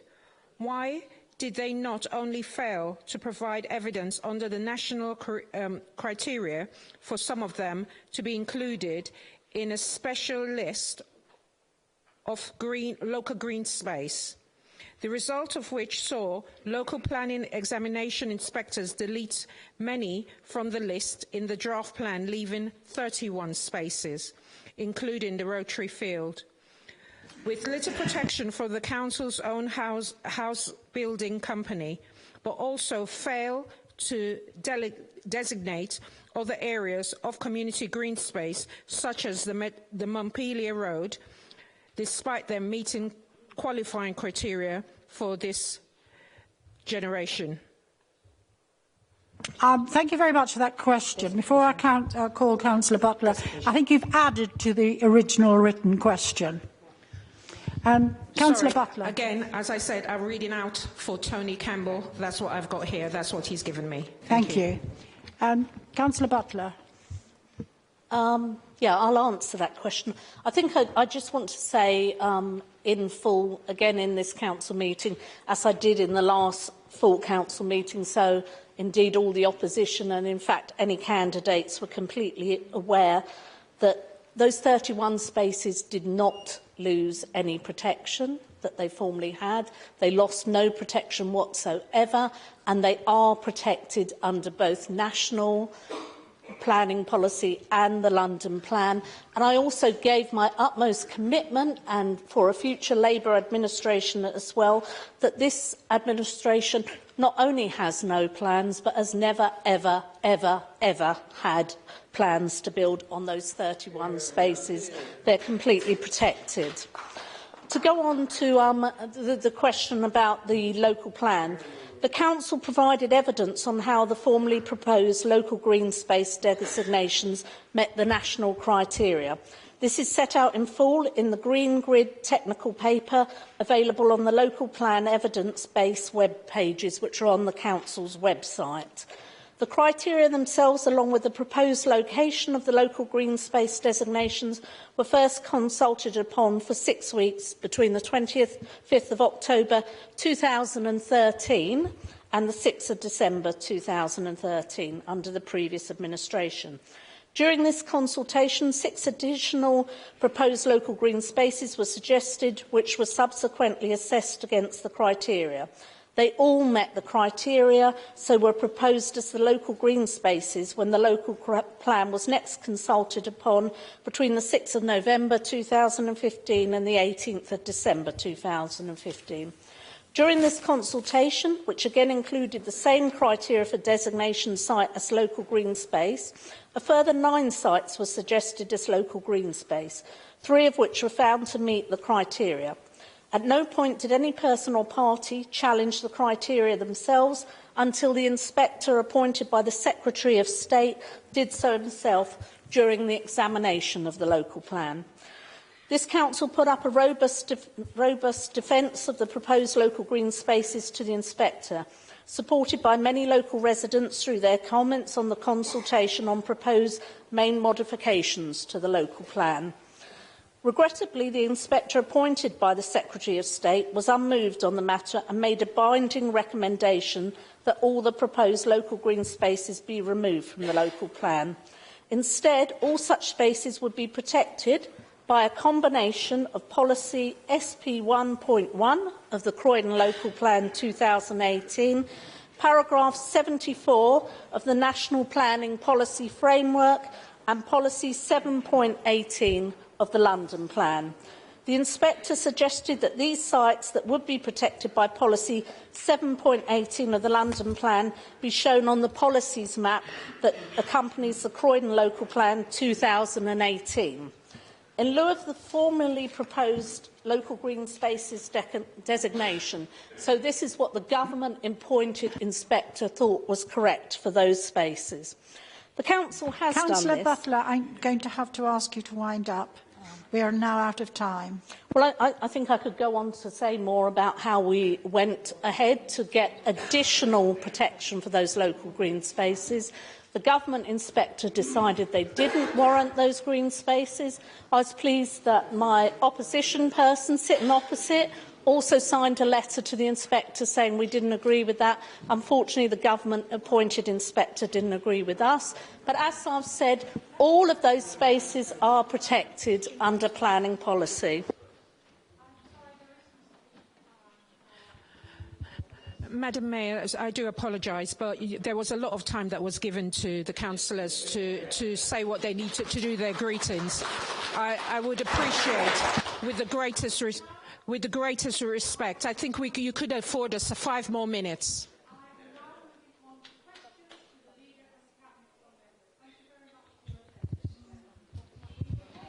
We will take questions to the leader first for a total of 15 minutes. The first 2 of which are available to the leader to make announcements. Please can I remind all members to be succinct in both asking and answering questions. Councillor Newman, do you have any announcements to make?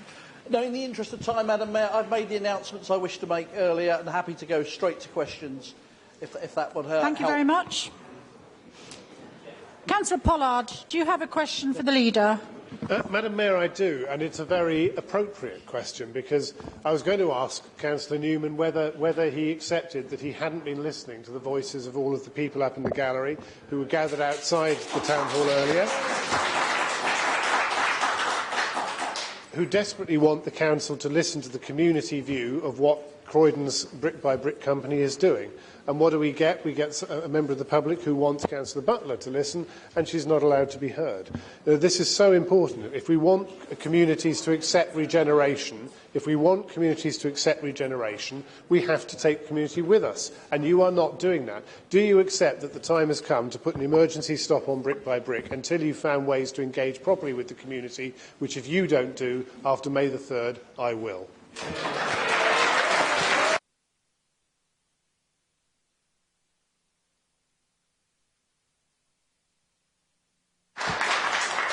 Councillor Newman. Yeah, Madam Mayor, we are constantly as a council listening, but we undertook a huge listening exercise back in 2013 and 14 as councillors on this side of the chamber.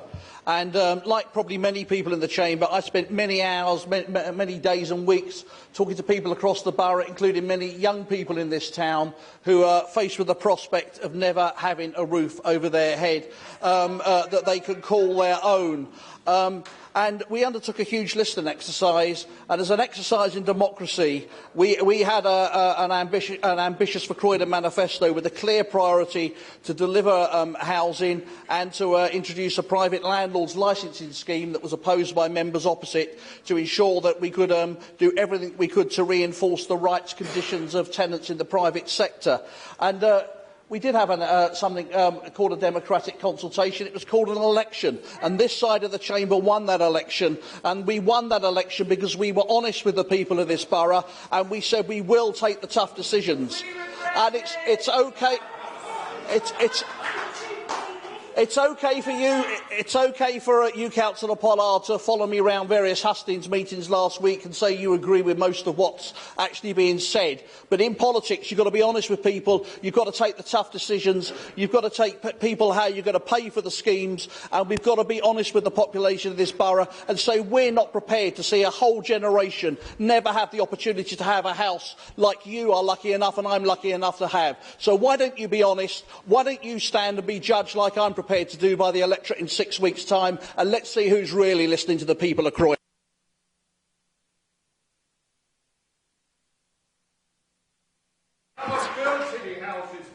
Well, please sit down or leave. Can that lady be removed, please, or call the police? Go.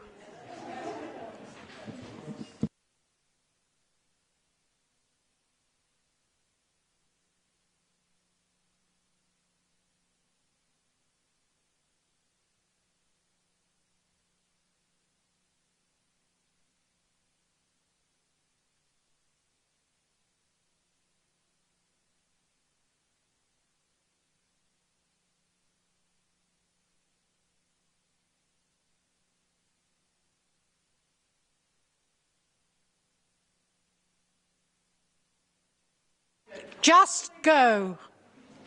Now, before I ask Councillor Pollard if he has a supplementary, if anybody wants to shout, I suggest you leave now.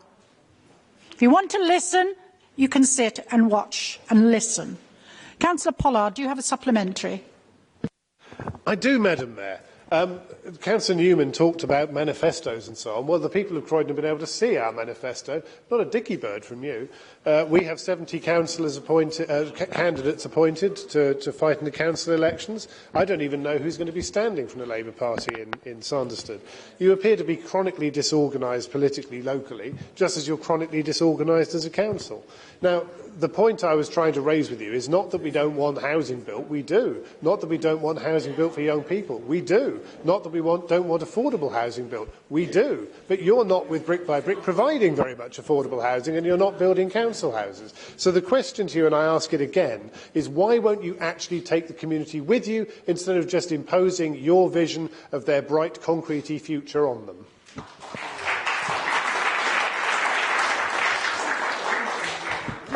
Madam Mayor, for the sheer nerve of that question, I can almost applaud it. Coming from the party that went into the last elections with no manifesto.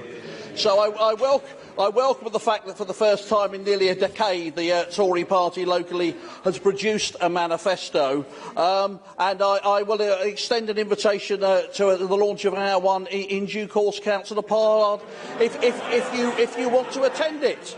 But we'll choose the date of when we publish our manifesto. You won't. But I tell you what will be in our manifesto. It will be a costed programme to put before the people of Croydon, very much like Councillor Hall ensured last time, because you've had 3 years out of 4 when you voted against this council taking tough decisions on the budget, as I've just alluded to. My very good colleague, Councillor Simon Hall, is already totting up the cost of some of the more bizarre schemes in your manifesto. You're about £40 or £50 million adrift of where you need to be on the budget, and coming from the party that left this administration with a £100 million fiscal black hole when we took over, then I don't think we're going to take any lectures from you. So we will put our manifesto before the people. It will be a costed programme as last time, and I tell you what we'll do. We'll see how the candidates are treated by the people in terms of the true exercise of democracy and accountability in this borough on May the 3rd. No, I don't think we have selected Sanderstead yet, but if that's now on the list of seats you're worried about, then perhaps I need to crack on with that.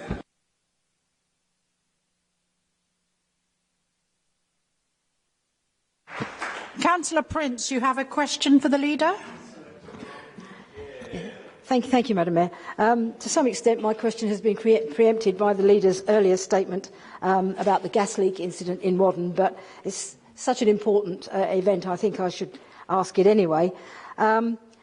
I was fortunate enough to be able to speak to many of the evacuees at Whaddon Leisure Centre last Monday, and I was impressed by the gratitude with which they the gratitude that they expressed towards the service they had been given by the staff of this council, by local businesses, by the emergency services and other volunteers, going above and beyond, was the phrase often used to me, to help people, going out and buying them baby food, dog food, laying on emergency telephone recharging points.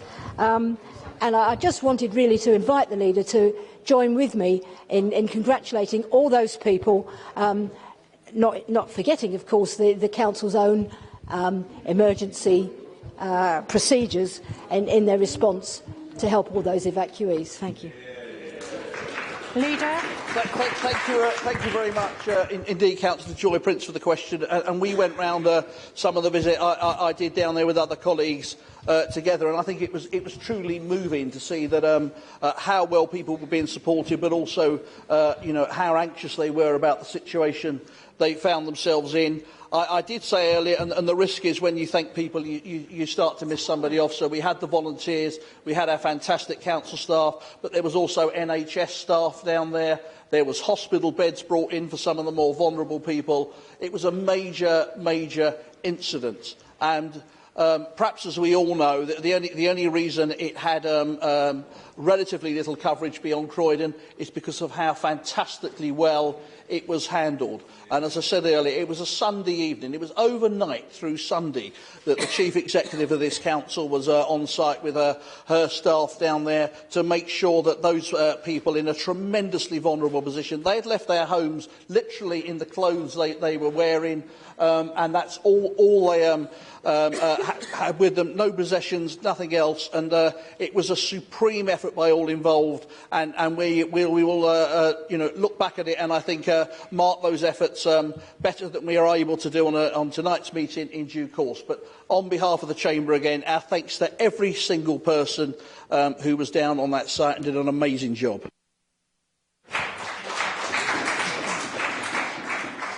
Councillor Prince, have you a supplementary? Thank you very much. Moving on to Councillor Chatterjee, you have a question for the Leader. Thanks very much, Madam Mayor. My question to the current Leader of the Council is, will he apologise for his starring part in failing to deal with the town's fly tipping, failing to start and build any homes at all over the last 4 years, the blanket imposition of 20-mile-an-hour limits against the wishes of residents and on roads that did not need them, nor benefit school children, residents, visitors and businesses, the unnecessary and unwanted intensification of places where people live via the Croydon local plan, the imposition of brick-by-brick developments where residents don't want them, running a secret brick-by-brick organisation that trades at a loss and has no revenue, incompetently losing the opportunity for any local planning protection for over 30 Croydon parks and open spaces, delaying the construction... Chatterjee, do you have a question, or are you just reading a list? Madam Mayor. Madam Mayor. Can you make sure you ask a question? The question was, at the beginning, will he apologise for his starring part in failing to deal with, and this is a list of things for which he has a reasonable opportunity to apologise before the Chamber and towards the people. But, Madam Mayor, I haven't actually finished the question yet. OK, thank you very much, Madam Mayor. Delaying the construction of so many homes in the town centre that thousands of would-be occupiers have not been able to live in them during the time that they would have been able to be built over the last 4 years. Hindering the construction of shops and other businesses, the annual revenue is about £7 million lower annually than it would be otherwise, which could have helped with balancing the growth in the adult social care expenditure. Slashing funding to voluntary groups so they're less able to meet the needs of the people they desperately seek to serve. Crashing the recycling rates. Changing the objective criteria by which recycling rates are measured without declaring it. Removal of lay representatives such as Age UK and Mind, etc., from the Health and Wellbeing Board, the Black Horse Bridge prolonged delay of closure before opening. I think the problem is, Councillor Chatterjee, I think the problem is that people, you're making such a long statement that people will forget what the first part was. I don't know. Madam Mayor. Can you get to the point, please? Thank you, Madam Mayor, for the invitation to repeat it. But the opening words, I'm sure that the current Leader of the Council appreciates, the opening words will he apologise for those things? And I look forward to the supplementary in a few moments.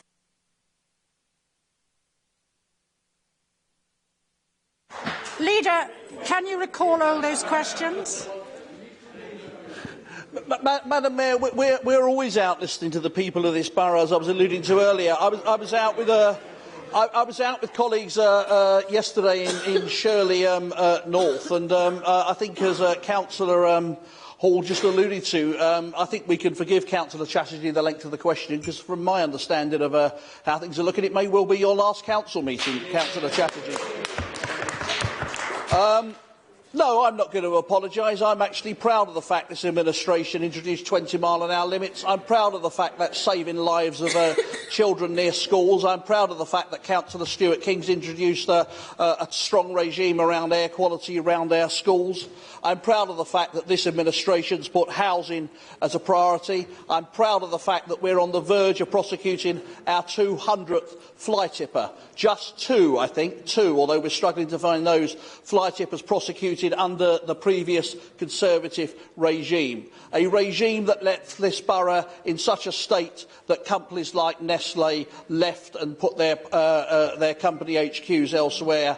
You left this borough in a shameful state. This administration's got a grip on this borough, got a grip on the finances, and we're turning this borough around. There's a long way to go, but we're on a job that's half done. But people in Croydon know that's why they need to vote Labour on May the 3rd.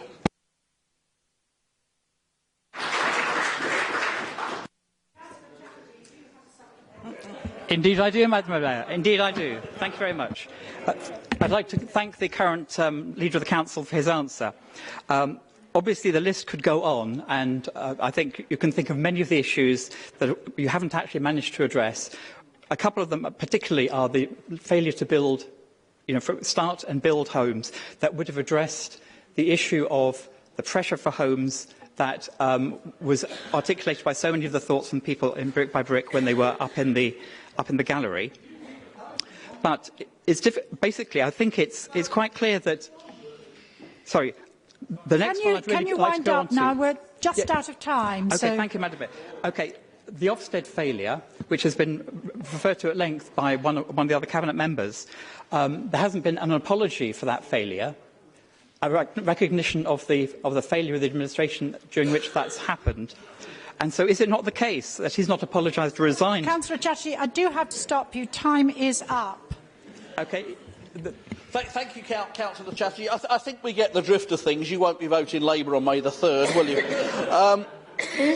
But actually, the people of this borough who value their public services, who value politicians, who are actually going to work with them to protect their libraries, to protect the children of this borough and others with the 20-mile-an-hour zones, invest in our ever-improving schools. They'll make their own judgments. They'll make their own judgments on credibility when they see Conservative councillors leading mass campaigns against new homes, consistently in a quasi-judicial manner, coincidentally voting against new homes at just about every planning committee, when they see the MP for Croydon South, Chris Philp, leading a major campaign against the so-called Pearly Tower block, that even Boris Johnson, when he was the Mayor of London, told me and Councillor Butler in confidence he fully supported and was shocked by the opposition from you lot. You lot are so discredited that even most of the Conservatives in London don't want to be associated with you. Absolute shambles. You're not fit for opposition, let alone administration.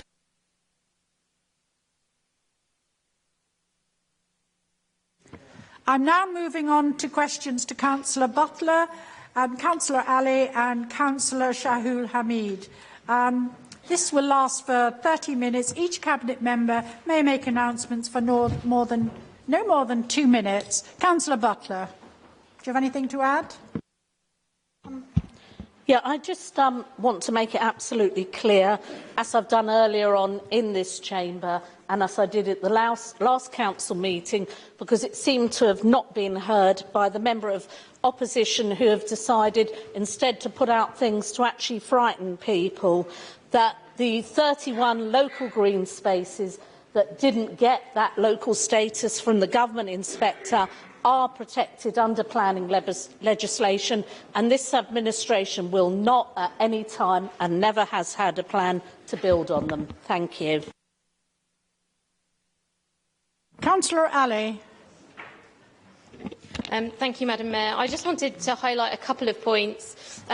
Firstly, I wanted to highlight that MOPAC, the Mayor's Office for Policing and Crime, their Community Seed Fund has funded 9 projects across London to help tackle knife crime, and one of them is here in Croydon. The Croydon Black and Minority Ethnic Forum was one of those 9 projects, and they've received everything they asked for, just under £50,000, which will go towards supporting smaller community organisations to get on a more stable footing and to sustain their important work to tackle knife crime in this borough. I think that's significant because MOPAC received £3.2 million worth of bids for a fund which was only £250,000 large at that stage, and is a real comment on that work. And I also want to thank council officers, because there were council officers that supported the BME Forum to make that bid, and that adds to funding that Lives Not Knives, Gloves Not Guns and Cyrus, all community organisations, have secured from other funds.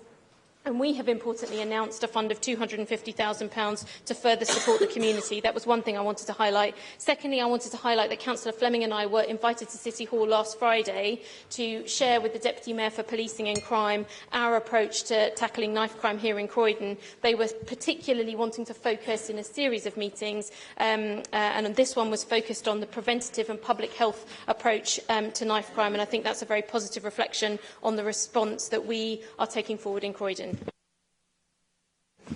Thank you very much. Councillor Shahid Hamid. Thank you, Madam Mayor. Just wanted to make a couple of points. We launched the Croydon Means Business 2018 last week. The leader was there to launch about 120 events that's going to take place across the borough over 2018, and we invited a number of small businesses to that event, and quite positive to hear the young entrepreneurs who wanted to thrive in our borough.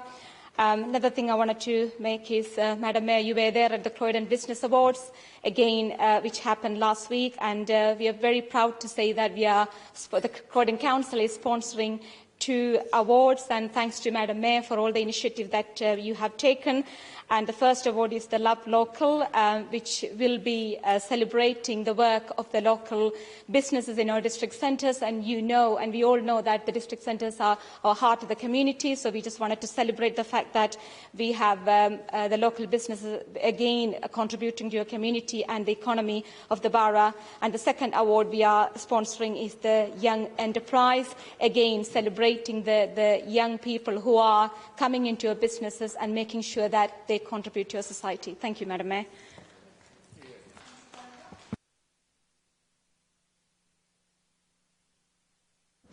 Thank you, Madam Mayor.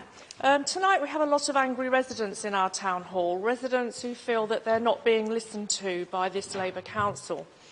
I have a question for Councillor Butler from Jenny, who lives in Riddlesdown. And Jenny asks, why are detached family homes being demolished and being replaced by flats? They don't reflect or respect local character. And Jenny's right. Yes, we must meet our housing targets, but the way in which you've been riding roughshod over the views of local people is unacceptable and unfair. Reasonable concerns about the impact of intensification and on infrastructure are not being fairly considered. Do you think that residents are right to believe that this Labour Council doesn't listen to local residents? Councillor Butler. Thank you for the question, Councillor Hale. There have been incidents within this borough where people who've owned detached family homes have decided to sell their homes. That decision has been entirely made by somebody who owns a home to sell their home, and it may be onto a developer. So people have a personal choice in that. I'm sure that you don't think it's not within our powers to intervene on those cases. So if somebody decides to sell their home to a developer, then that is their choice. there is intensification in this borough, and we've many times discussed the figures, and I've just heard members sitting opposite say about they're not against building all these new homes in this borough. Well, we've got some choices in this borough. We're quite a large borough, we've got space there, but we've either got to intensify some of the places where there are homes, and that means that we don't build on Greenbelt or some of the other land coming forward. So there will be intensification in this borough. London is growing. Your own government has set targets for boroughs to bring new homes forward and said that they have to happen. The Mayor of London also sets those targets, and indeed we've stepped up and within our own local plan said that we'll meet those targets. So there will be intensification. I can only again say that if one of the plans says against that, so not allowed under planning, then it wouldn't happen. It would be refused, and that does happen. But people will put forward, developers will buy them, and if it's allowed within national planning law, then this council has the duty to allow that to happen.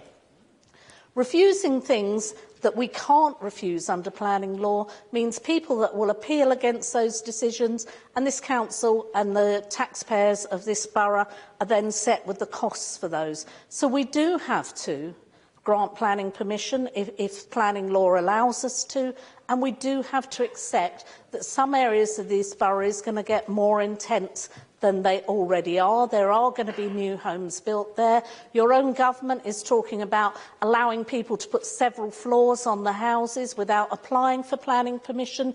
Your own government has allowed permitted development, which means that applications don't even have to come to the planning department, and it looks like they will be doing more of that. So we will refuse if it's not under planning grounds. We will have to accept if it is within planning grounds. Councillor Hale, do you have a supplementary? Thank you very much. Thank you very much, Councillor Butler. You're right, but what about the former Taberner House site? Why is that still sitting derelict after 4 years? And the Nestle building and the former Royal Reporting Office? They're prime areas for putting housing. They've got good infrastructure, excellent transport links. I wanted to just, the next question, I was just commenting on your answer, but what really concerns us as well is your housing solution, brick by brick. It's wasting council taxpayers millions of pounds, but it hasn't yet laid a single brick. So would you agree with me that by every measure, by the hundreds and thousands of residents opposed to the schemes, the lack of progress and the financial risk to the taxpayer, that brick by brick is to date both disappointing and risky and is causing great consternation in many local communities? Councillor Robert. Councillor Butler. I think you went into two areas there, so I'll try to answer those. I'm very pleased to say that Taberner House, they are now on site and they will be building new homes on that site. Indeed, a considerable amount of homes on that site that will return to this council as affordable housing, as well as shared ownerships on that scheme. I think they're up around 40%. That site was stalled because when we came to this administration, we believed that the deal that your administration had struck on it was unfair. We thought it imposed onto Queen's Gardens too far. You lost too much of the gardens. You did not have an affordable housing offer there, and it wasn't really an excellent scheme. So there were delays, because we did cancel that scheme and we did go forward with a new planning application. It hasn't always moved as fast as I'd like, but I believe in that instance, in the town centre, we had to get the best deal for Croydon. I believe we now have. There's some excellent work going on there, and I'm pleased to say they're actually on site. The other sites that you talked about are two sites that we don't actually own, but there are sites where we're actively working with the developers to bring this forward. But as we've said to the government in the past, too many sites get planning permission and then they don't move on this. And this is big developers trying to get more money or selling off the site numerous occasions, and so things get stalled. And we have said that we think central government should give far more powers to local authorities to take control of those sites when they don't move. So I do hope that they do. If we go back to brick by brick, why did we set up brick by brick? Simply because, as Dudley rightly said, money had been spent out of our housing revenue account. That's the money that comes in from council rents and is ring-fenced for housing on council properties. And so that we were too near to the cap to be using that. We asked the government to extend our borrowing level, and the government has refused on numerous occasions. We also had the responsibility to keep all of our stock at a decent home standard, which we have constantly done, continuously. We're also now investing £10 million in putting sprinklers in all of our taller blocks, because we absolutely believe that is the right thing to do, and we're backed up by the fire brigade. We've asked the government for assistance with that, or to allow us to borrow money against that, and they have said your sprinklers are not essential for your residents, and I'm deeply disappointed in that. So we had to look at other ways of bringing housing forward, and one of that ways was to build homes across this borough where you've got a shared opportunity. You've got mixed communities, you've got homes for sale, you've got shared ownership, and you've got affordable rent. And this is what this council set out to do. And it did take time to set up that company, and it also took time on all those sites. And whatever you say, for nearly every site that came to planning committee, it came to committee with a different scheme to that was originally put forward because of the consultation work that we did. Dudley himself said that all the previous schemes he built were built on council land, and we're doing the same thing. We're trying to get the best value for this borough. But I know people are unhappy when homes are built close to them, but we do try to consult, we do come out. But at the end of the day, we do need to build those homes. And we've talked about the thousands. Tonight, there's kids in this borough going to sleep in a bed and breakfast room, sharing that room with their mum or their dad because they don't have anywhere to call home. And that is simply unacceptable too.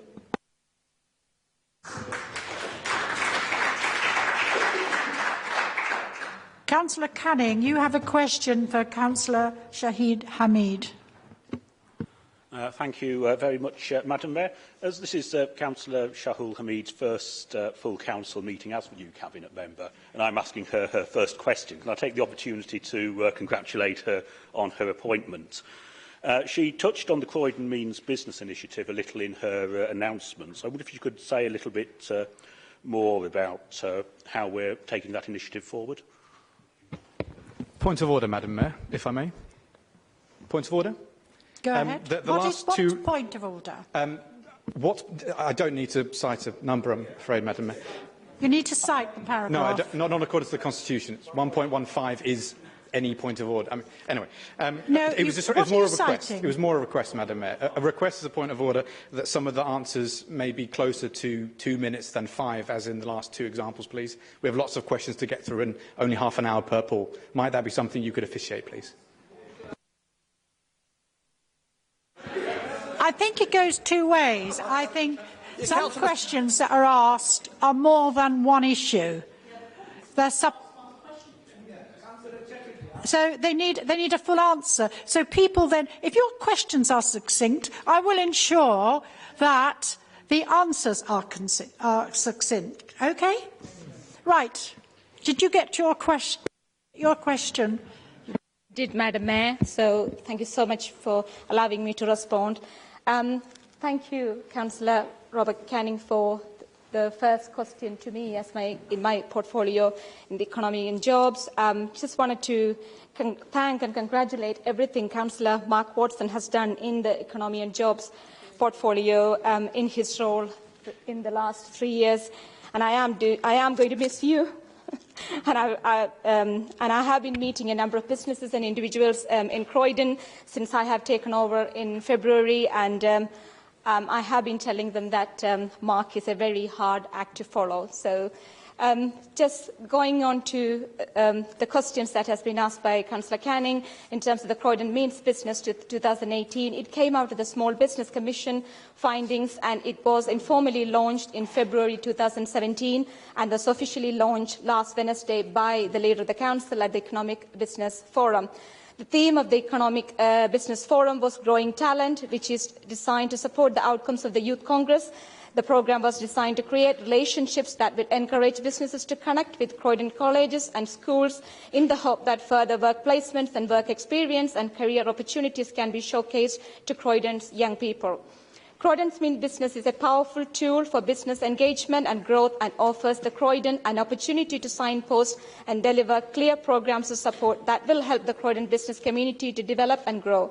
It also provides a platform that will show the understanding of the deliverable needs of the business community. The campaign continues the legacy of the Council's work with businesses and helps build reputation and trust, therefore developing further relationship within the community.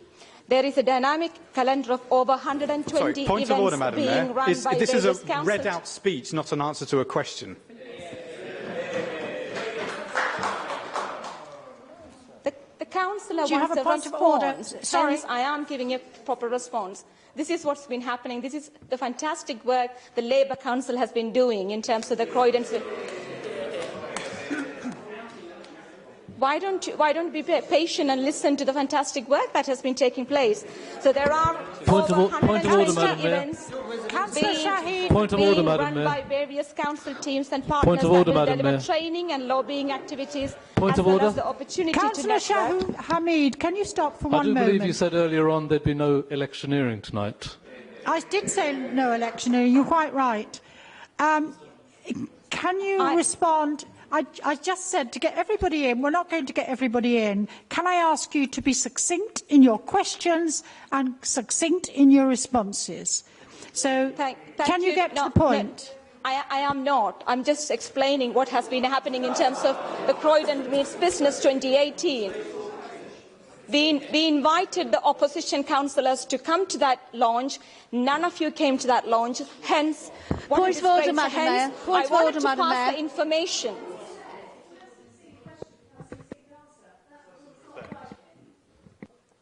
Madam Mayor, let me continue. So, as councillors, I would ask all the councillors to promote these events that has been taking place under the Croydon Mead Business 2018 to the businesses in your district centres, so that they can make use of and benefit from these initiatives by the council.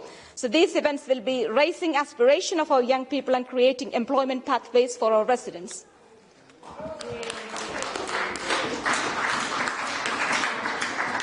Do you have a supplementary? Thank you, Madam Mayor. I shall be very brief. Can it be brief? I will, Madam Mayor. You have my word. Can I firstly thank the Cabinet Member for that very comprehensive and positive answer? And can I also ask, when it comes to Croydon Means business, what steps are we taking to encourage businesses to seek accreditation to the Good Employer Charter?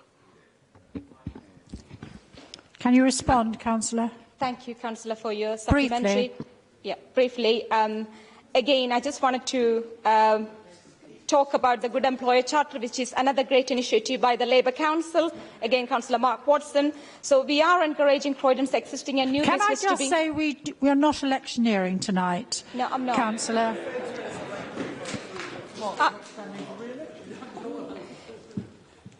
So the Charter is structured around 4 key principles: pay the London living wage, employ local, buy local, and the 4th one is include all. So last week we had a breakfast morning for the Good Employer Charter. So we brought together a number of Croydon businesses to talk about how to be inclusive in terms of their businesses, and we talked about disability and also the how to support the transgender staff within the workplace. So DWP gave a presentation on disability confident employer and supporting the Transgender Employment Week. So a number of initiatives are taking place under the Good Employer Charter.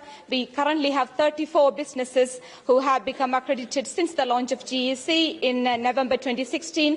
And 37 businesses are pledged and are working towards accreditation.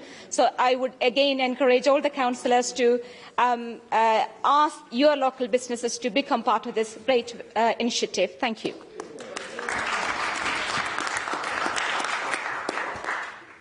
Councillor Helen Pollard, you have a question for Councillor Butler. Thank you, Madam Mayor.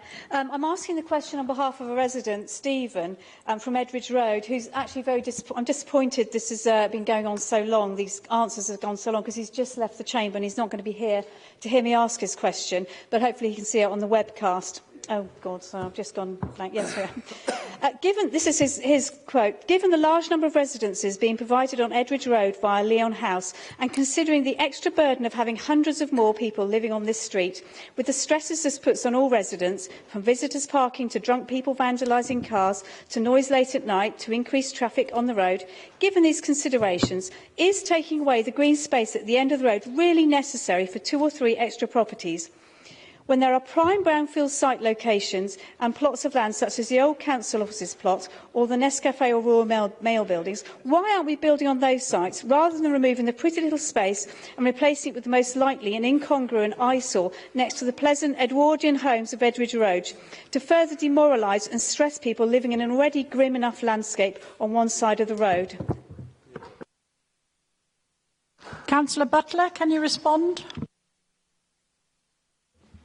Yeah, certainly all the sites that were listed there that housing should go on, I'm very pleased to say that housing will do.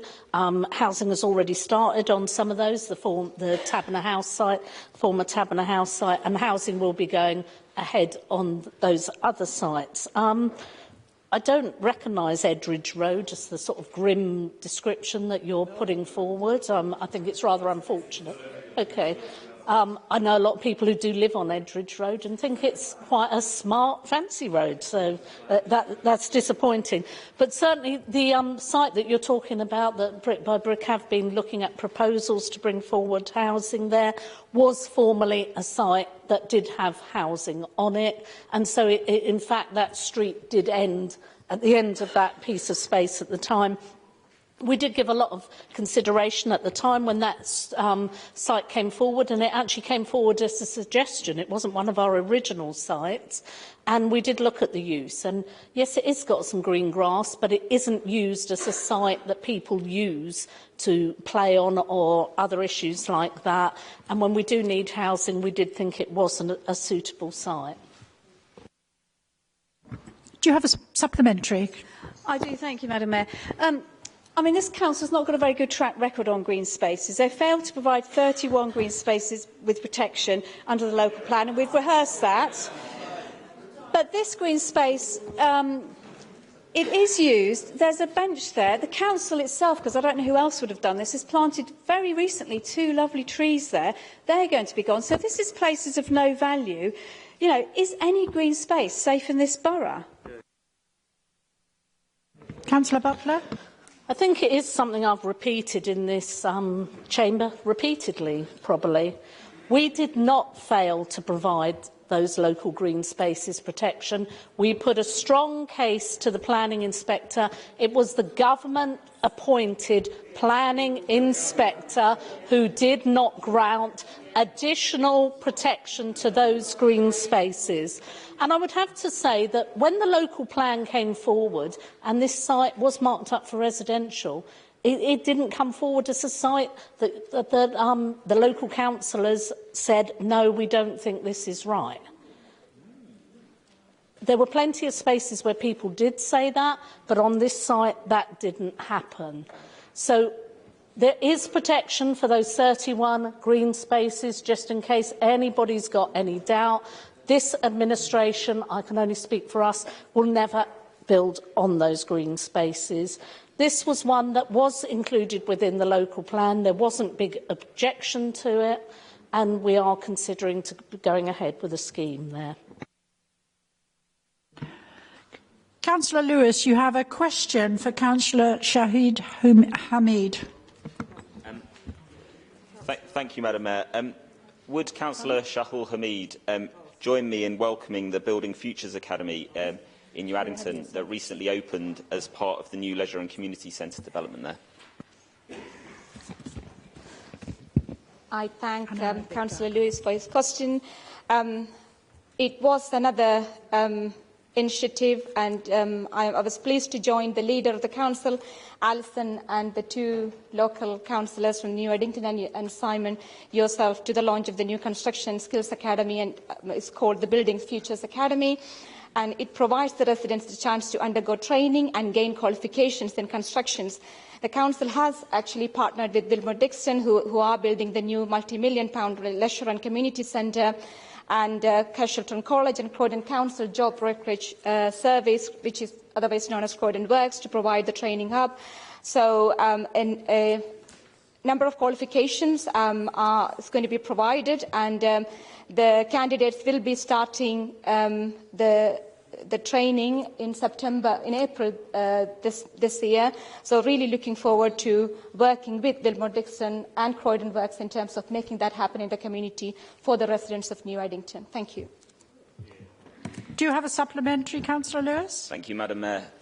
Thank you, Councillor Shahul Hamid, for your answer. As you alluded to, this is a fantastic example of partnership working, and those young people who graduate from the academy will be supported into work by Croydon Works. And isn't it important to remember that it's this administration, through Croydon Works, that is supporting our young people into the world of work as they set foot into that world? Thank you, Councillor Lewis, for your supplementary. Absolutely. I mean, Croydon Works is a Croydon's job brokerage scheme set up by the council 2 years ago, and we are supporting a number of contractors in and around Croydon, and with their recruitment apprentices, and to date have successfully placed 32 residents into apprenticeships. So that is something Croydon Council is also promoting. So very pleased to see the work that has been done, and I'm quite happy to give you later on in terms of the work and the achievement that Croydon Works has produced for the residents and the young people of Croydon. Thank you. Thank you very much. I think we can take one more question. Again, could I ask the questioner and indeed the responder to be brief? Councillor Bennett, you have a question for Councillor Butler. Thank you, Madam Mayor. I will be hopefully brief. I sometimes think I live in a parallel universe. Councillor Butler has told us again and again this evening about protecting green spaces. I represent Shirley Oaks, and every green space in Shirley Oaks, the MOL protection was removed. And not only that, but in the local plan, they proposed to build 700 homes in Shirley Oaks, which was... anyway, John from Shirley Oaks has asked me to clarify something that is giving him and his neighbours cause for concern. Last May, he was outside his bungalow talking to his neighbour when he met the owner of the tree nursery, plot 128. The owner showed him plans that quite plainly had Croydon Council printed on them. The owner of the tree nursery explained that he'd wanted to build 3 houses for his family, but he had been approached by the council, who told him that he could build 100 houses there instead. Shirley Oaks residents would like an explanation. Councillor Butler. Certainly the statement that you've just made about all the MOL protection was removed is not true, and so that wasn't. No, it's not true. Yeah, and some of it is still retained. Some of it was retained. Yep. MOL.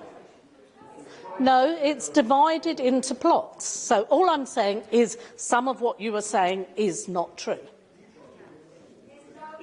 This is not a debate. Please allow the question, the answer, the responder respond. That there is, Councillor Bennett. I think you really should keep more of an eye on what's actually happening in your ward, and so I'm not surprised that you're. Councillor Bennett, please clearly stop. You didn't see what happened in the local plan, because the inspector looked at it and he agreed that some of it wasn't metropolitan open land, and he agreed that some of it was metropolitan open land. And we, of course, in our right position, stand by what the inspector found from his decision. On the second issue that you're talking about, I've not heard about any of that before, but certainly if you'd like to email me, I'll get you an answer on it.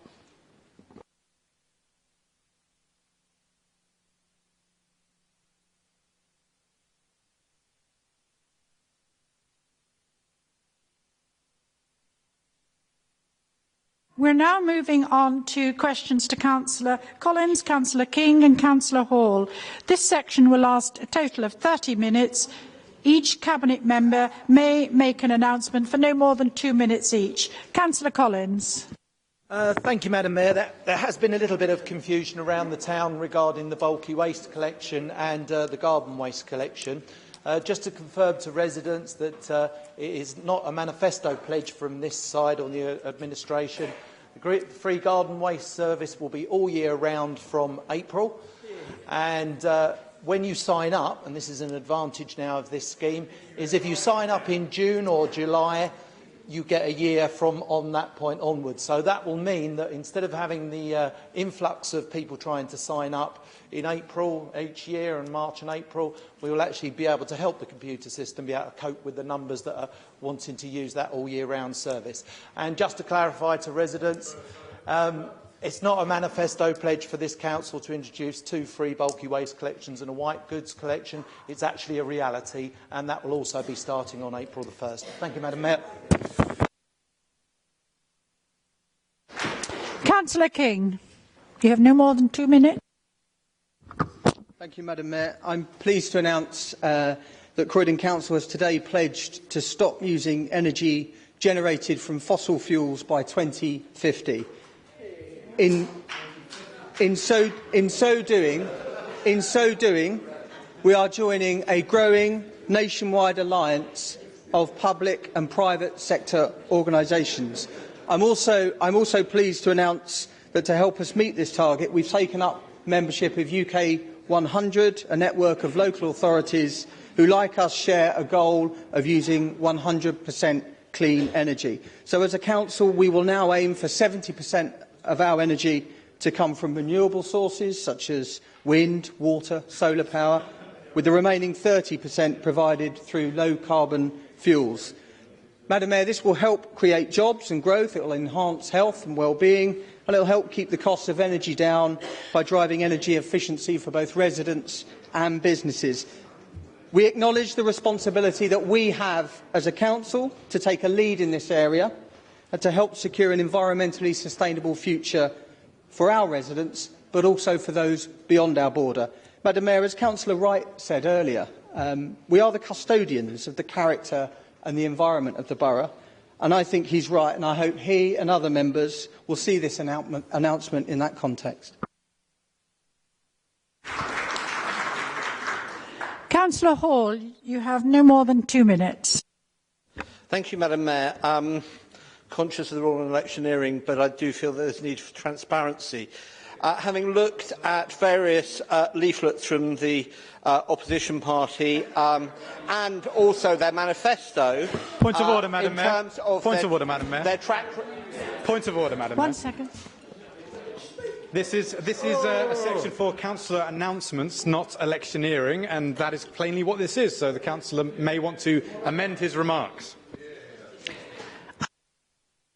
From both sides, it's no electioneering. I said that at the beginning. This is a meeting of the council in this term. Can you continue, Councillor Hall? Thank you very much. Looking at items that they say shouldn't have been done or commitments in their manifesto, I just thought it was important that this chamber and indeed the residents of our borough should know that all those things taken together would lead to something like a £40 million a year gap in the council's finances. Thank Madam you, Mayor, electioneering.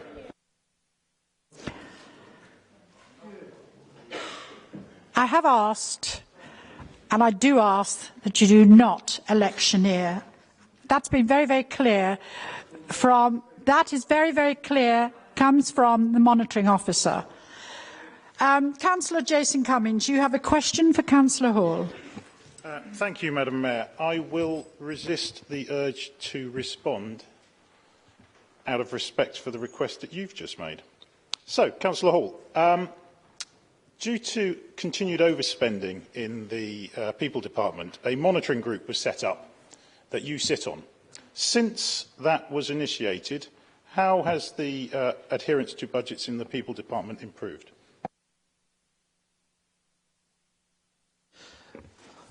Madam Mayor, Thank Councillor Cummings for his question. And in terms of dealing with the pressures, as you know, we have been able successfully to manage incredible growth pressures, such as those caused with an ageing population, such as those caused by legislative changes, such as in homelessness. And the pressures that have remained have been those that have been entirely demand-led. And unlike some other councils, what we weren't prepared to do was change the criteria or cut services to leave the old, the vulnerable and the young out in the cold and without help. Councillor Cummings, you have a supplementary? Thank you, Madam Mayor. Over the 4 years that this administration has been running the people budget, the total overspend is going to amount to £33 million. This is against budgets that you set yourselves, knowing the next year's expected demand pressures, which are always known and were discussed at some considerable length. Do you feel that the £33 million overspend in 4 years in this department is an acceptable performance? Madam Mayor, apart from the fact that obviously the first year of those wasn't set by us, these budgets were set in the context of the over 50% funding cuts that this council has seen, and what they are made up of is care packages, homelessness applications, need to support children, and it would be interesting to know maybe over the next few weeks which of those care packages, which of those people that you and your colleagues on the other side don't believe should have been granted.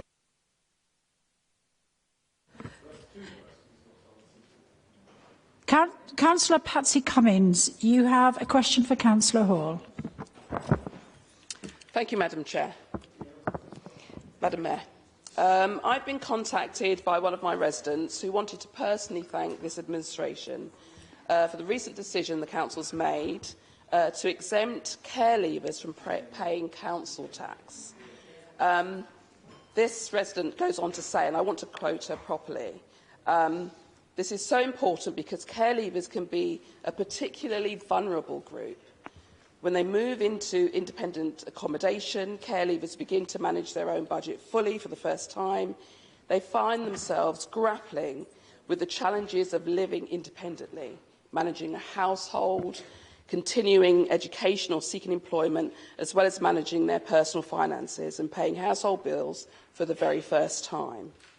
Can I thank the Cabinet member on behalf of my resident and ask how we were able to include this very important concession to care leavers when faced with funding cuts and the hugely difficult task of managing this year's budget? Councillor Hall, can you respond? Yeah. Madam Mayor, as a former foster carer and as someone who's been in contact with one of his foster children who's now an adult, I know personally how important this help is. And I'm proud that in terms of making those choices, because politics is about choices, that we have found the means to support not just the foster carers who, care leavers who are in independent living, but encouraging the process of supported housing, which is where care leavers stay with their foster carers after 18, which massively improves their life chances, and that we have made this relief scheme available to them as well, making this the most generous scheme in the country, and meaning that for that particularly vulnerable group, we have chosen to provide that excellent help. Councillor Cummings, do you have a supplementary? For time, no thank you, Madam Mayor. Thank you very much. I'm moving on to Councillor Pelling. You have a question for Councillor Collins. Thank you very much, Madam Mayor. Sorry, Madam Mayor, point of order. It's Councillor Mohan next in the agenda, I believe. Well, I suppose there can be some flexibility in the way that these things... Well, it doesn't all have to be coordinated at the beginning. It does according to the Constitution. I will come to him. Councillor, if I may. Would the Cabinet member, Madam Mayor, be able to guide me in a situation where there's been a bit of a bidding war across South West London in terms of compensation given for missed bin collections? You know, how do the economics work on that? Thank you. Councillor Penning is very astute on these matters, and I've had a look at what other boroughs and other oppositions are offering on terms of missed collections. And one of those things that I discovered was that in Merton they're offering a £10 collection as part of their manifesto, £10 back for every missed collection. Also in Sutton it appears, but interestingly enough, it doesn't appear in Bromley and it doesn't appear in Conservative Kingston. But the actual affordability of it is, for the record, the council at the moment in the South London Waste Partnership, which the Conservatives opposite negotiated us into, for every missed collection within 90,000, we can serve a penalty. Now, what we've done, obviously because the new contract starts later this year, is we've reduced that to 1 in 30,000. So the penalties on Veolia will be a lot tougher served by this council.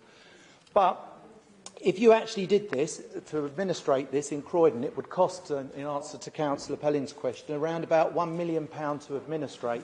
There's over 1,260 missed collections in the borough each month, and those are due to a number of various reasons, which, under the contract that we have with Veolia, and this has always existed between the contractor and the council, we have to have a debate and discussion about the reasons for those happening.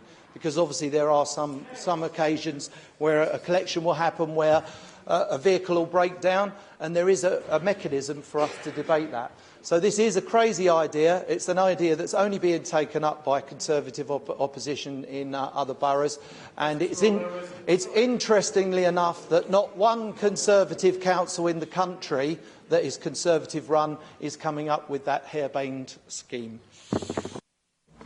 Councillor Pelling, do you have a supplementary? No, thank you. Councillor Mohan, you have a question for Councillor Hall. Thank you, Madam Mayor. Councillor Hall, as the Cabinet member responsible for the Council's finances, if you had an additional £7 million to spend, what would you spend it on? Would you reduce council tax? Would you spend it on frontline services? I'm really curious to know.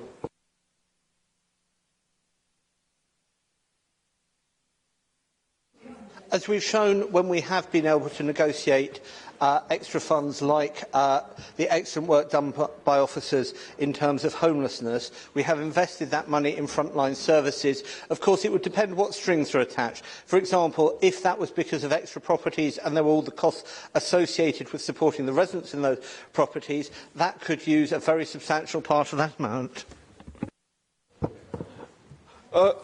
Yes, I do. I do, Madam Mayor. Councillor Hall, your administration's lack of delivering key regeneration schemes, including Westfield, including the Taberner House site, has cost this council £7 million in lost revenue because of lost revenue due to lost business rates and lost council tax. So, do you agree with me that the only way that we can actually deliver these regeneration schemes in Croydon is to have a Conservative administration on the 4th of May?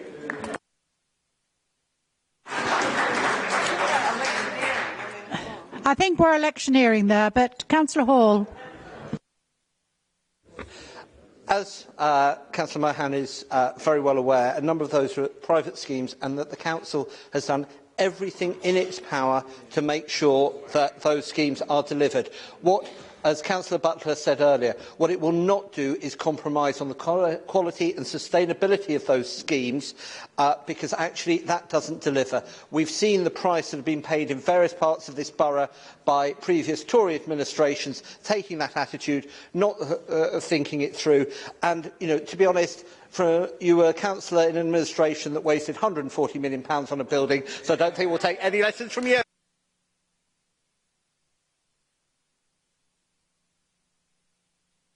Councillor Hollins, you have a question for Councillor Collins. Thank you, Madam Mayor. Stuart, back in 2014, you made much of the recycling levels at the time. Yet under your tenure, fly tipping is up 64%. That's a whopping 52% higher than the rest of London. Isn't it time you stepped down? Well, I mean, judging by the public reaction I get to my Twitter feeds and Clean Street Stew and the stuff I do on Facebook, no, because a lot of the residents' associations and other people in the town do think I'm doing quite a good job. But in terms of the recycling rates, they've been falling since 2012. And obviously our council is, just like many others, it's got the same trend. But in terms of actually collecting and doing better with the recycling, what we are doing is trying to educate people about that. We've already started a programme of speaking to 55 schools. And if you do follow me on Twitter, you'll have seen that I was speaking at one of those schools talking about the advantages of recycling. The difficulty for us at this particular stage is that your administration signed us into a partnership with the South London Waste Partnership, and our part of the contract doesn't finish until October this year. So I was unable in the last 4 years to actually make any changes to that because we're part of 4 boroughs negotiating a new scheme. But just to let you know and the public know, what we can look forward to in October 2018 is a massive increase in your ability to recycle on your doorstep, because the boxes currently contain 50 litres of recycling, and we'll be replacing those with a bin of 240 litres. So that will be a massive increase for residents to recycle at home. And of course, one of our other major successes is the improvements we've made at our household recycling centres like Factory Lane, where obviously cars can go in and out quicker now. The whole setup is much better, and that investment there has received, I think, a 95% satisfaction rate from users, and we're running at about 70% recycling rate at those centres. So that, combined with the new contract coming in October, where there'll be lots more education on recycling, I'm very confident that we can buck the national trend in Croydon. So thank you for the question. Councillor Hollands, do you have a supplementary? Thank you, Madam Mayor. Thank you, Stuart, for your response. Would you not accept that one of the reasons why recycling in this borough is out of control and is going down is precisely because you on your side, prior to the election in 2014, said it wasn't your job to report recycling? So particularly in the wards that you represent, it's out of control because you didn't play your part in getting the residents to actually recycle and not to dump litter. That's the problem. You are at the heart of the issue. You allowed it to get out of control in the areas that you represent. We report ours, and we continue to report ours. You said it's not your job, and that was Councillor Newman and yourself that both said that. OK, I think Councillor Hollands is confused. I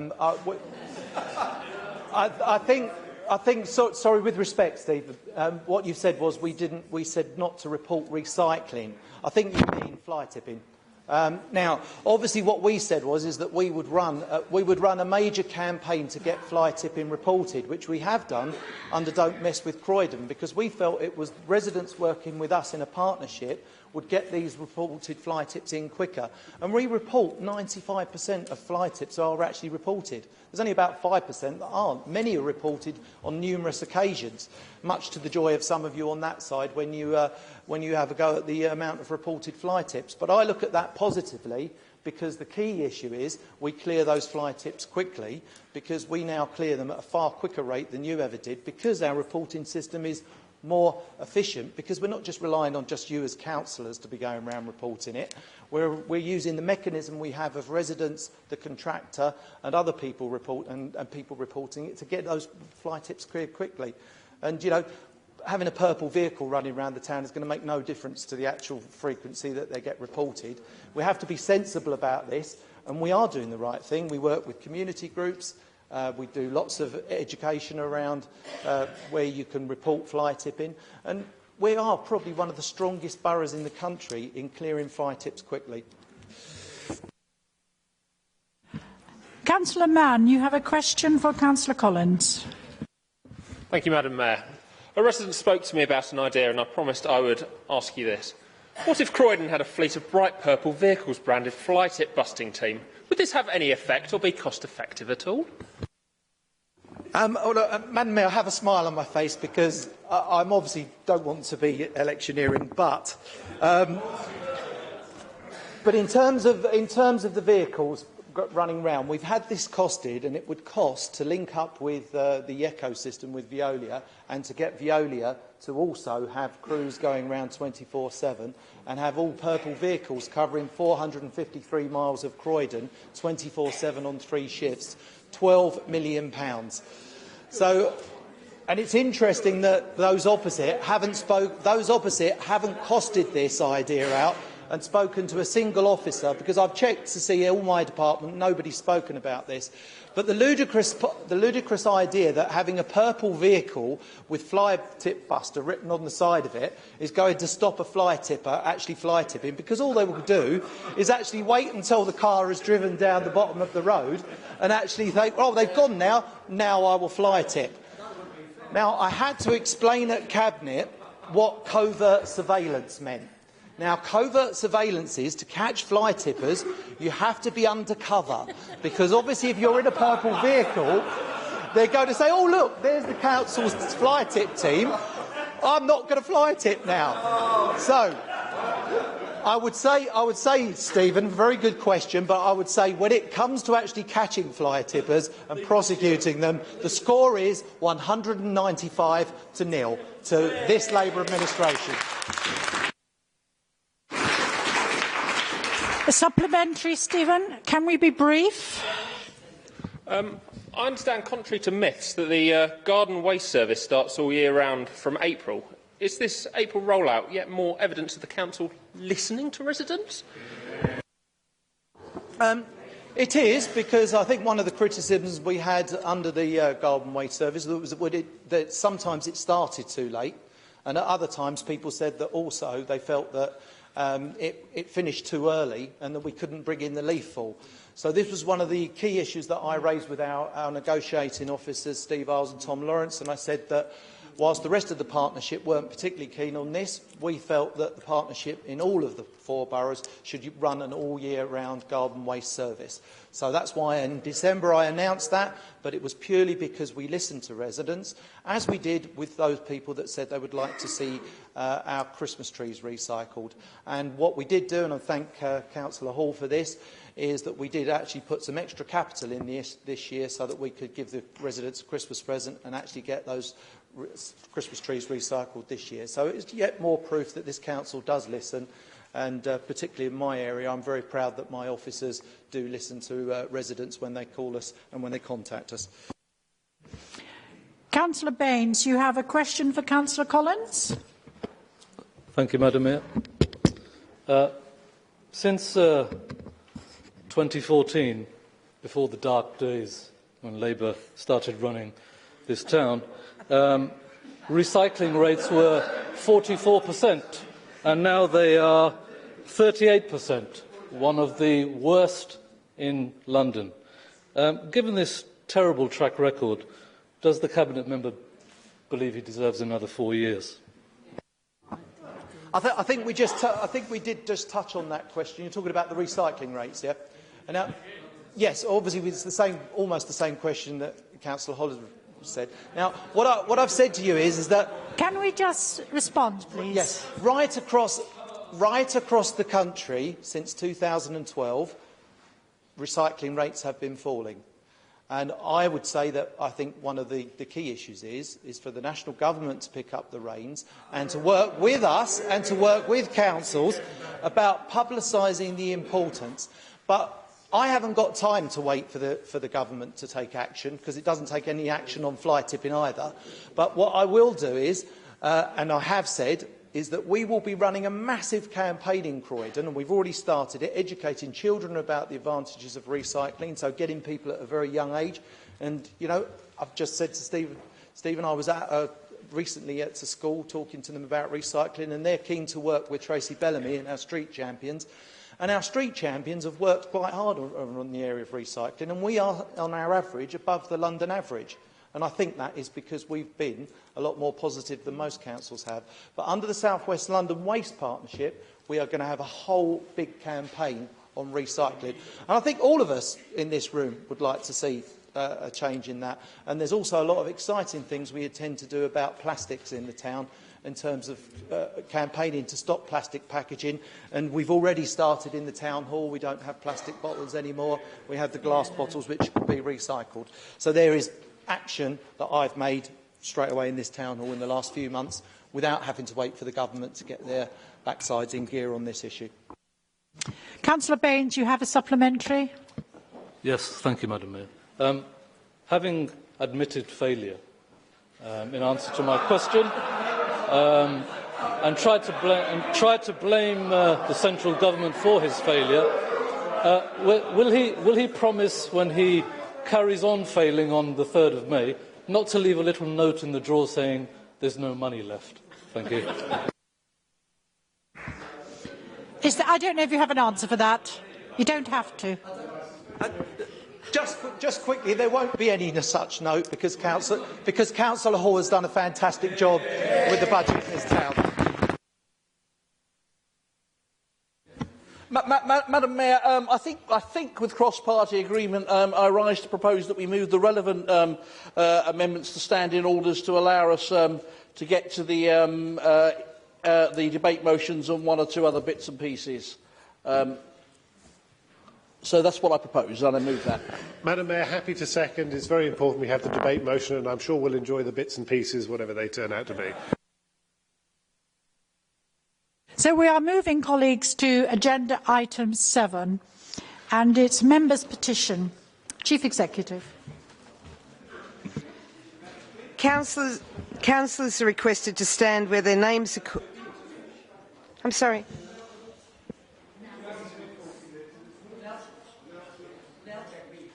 Councillor Bernadette Carr, do you want to say something?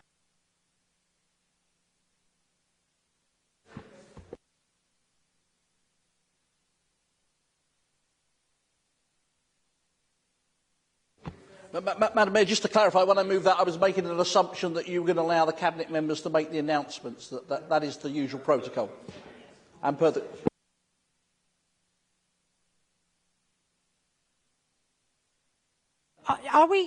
Are we going to agenda item 7, which is the members' petition?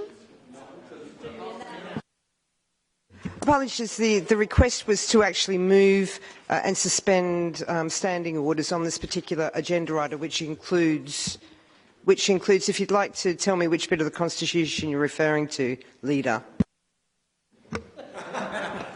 Madam Mayor, on a point of order, is quite clear. No, it is, on a point of order, it has been proposed that we move on. But isn't that not going to be put to the members of the Council to agree or not?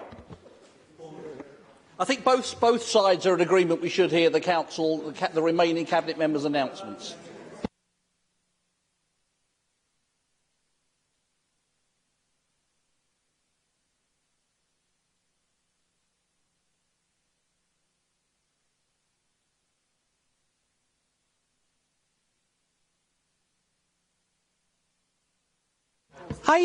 Are you agreeing that we move to the councillors?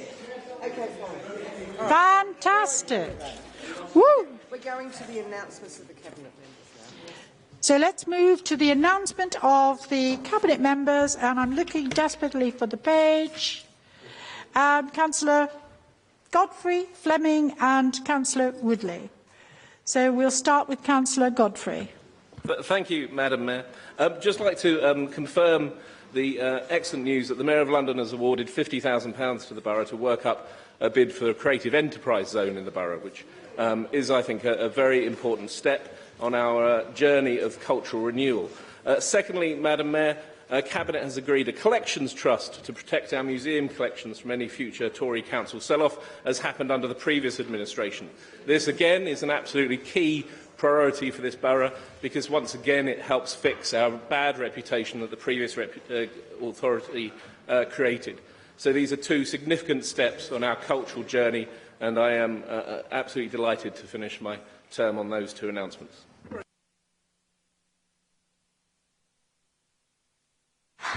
Councillor Fleming, you have no more than 2 minutes. Thank you, Madam Mayor. Just very quickly, just to highlight, 86% of our Croydon youth moving from primary to secondary schools received one of their top 3 preferences. And Monday, the 16th of April, is going to be our primary national offer day, and that's for our young people who are starting school and moving from infants to junior school. Almost all of our parents have applied online. And to just re-echo the words earlier around our new single point of contact to ensure that children, young people and families are able to easily access the service.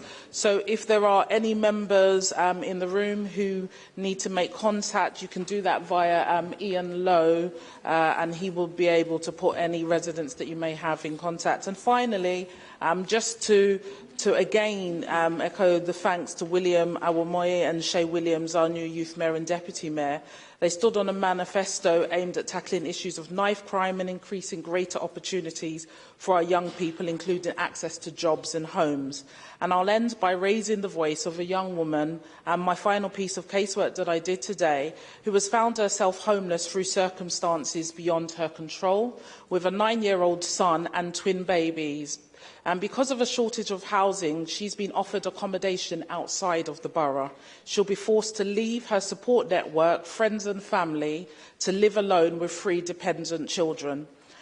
It's someone that really it touched my heart because having been homeless myself, I understand what the impact can be. So I urge everybody in this chamber, and especially those opposite, to think again when you stand against any decisions in this chamber to build council housing and social housing, family-sized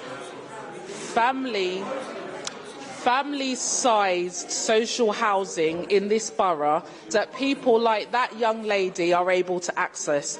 And for us, let me land and offer our young people the opportunities Councillor that Fleming, many in this chamber have been afforded.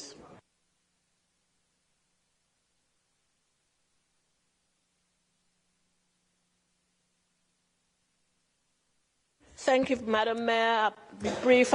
We had a health extravaganza in the Whitgift Centre from the 12th to the 14th of March, and we did have lots of people sign up to our Just Be website. And Madam Mayor, just to say that we've had an article published in the national journal, the MJ Journal, which is a leading health and social care journal, and it's actually pointing out the huge successes of the One Croydon Alliance, the fact that it's showing fantastic results, 62% fewer patients needing care packages for longer than 6 weeks, and after leaving hospital, a 20% reduction in the length of hospital stays.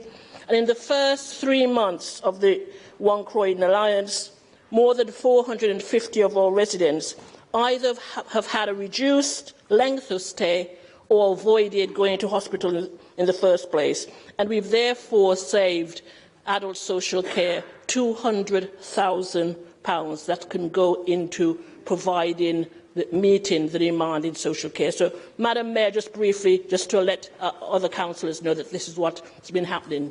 Thank you, Madam Mayor.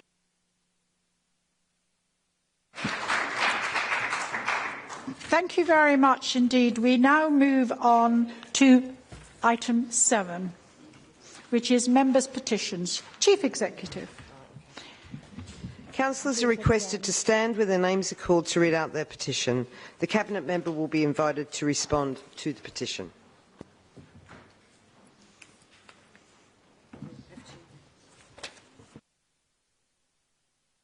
Councillor Bernadette Khan, please can you read out the title of the petition?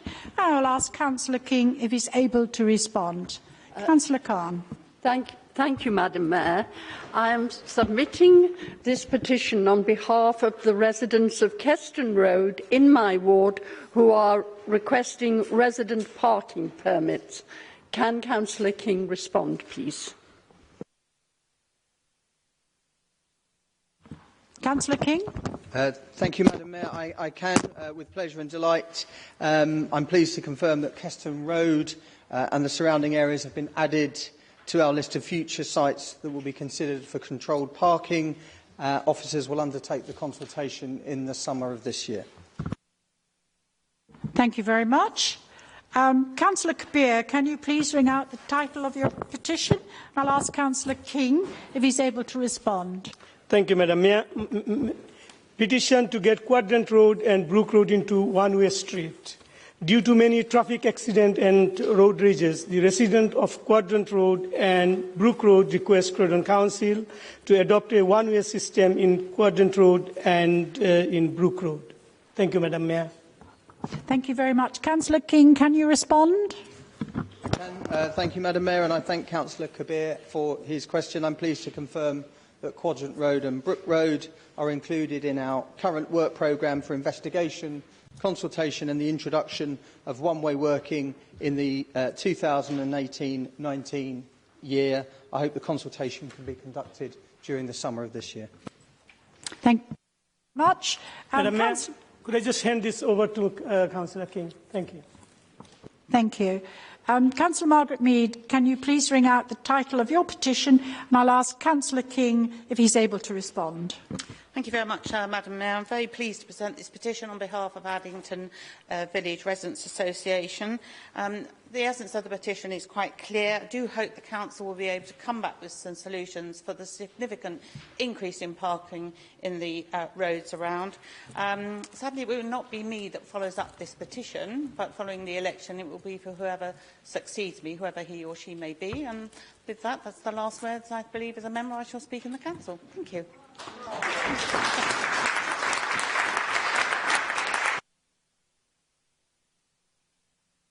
Councillor King, can you respond? I can, Madam Mayor. Thank you. An unworthy privilege to respond to your last contribution to the Council. I'm asked that the officers make contact with Addington Village Residents Association, given that you will be moving on to new things, to explore the possibility of solutions that the Council can propose to address the problems being experienced. Madam Mayor, that's 3 petitions presented this evening from residents asking for action. A sign all of those 3 petitions are being advanced. A sign that this Council listens and does act on behalf of its residents. Thank you very much.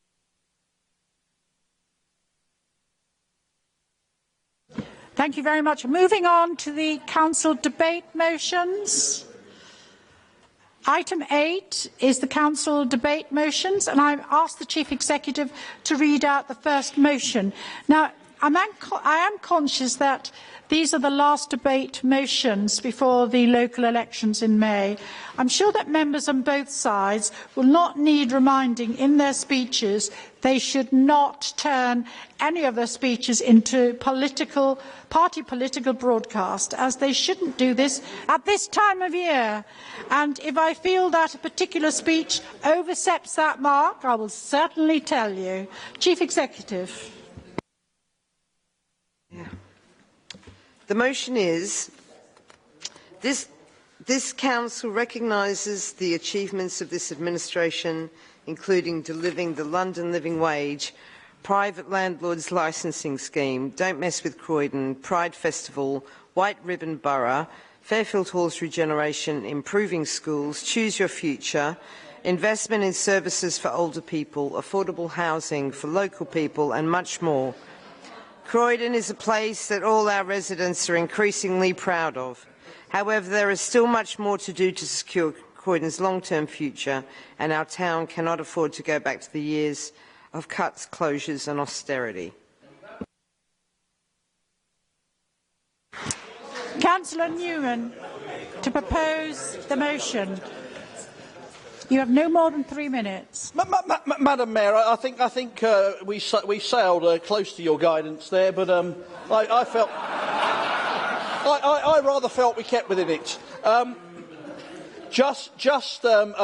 to be very serious, briefly, I think what we're looking at in the next few weeks is credibility, and what lies behind that, if I very much talk about what this administration's done, is taking some tough decisions that Councillor Hall has taken as he steered us through the budgets of the last 4 years and re-established this council's reputation for strong fiscal management. And we took some tough decisions with taxes, with charges for different services, and that's why we've been able to deliver on a huge raft of projects, whether that's what we've been discussing this evening with housing, whether it's the 20-mile-an-hour zones, whether it's the on-side youth zone, whether it is to finally deliver, I know, something close to Councillor Dudley Mead's heart, a true regeneration of the Fairfield Halls to make it that cultural and iconic building that Croydon and South London can be proud of again.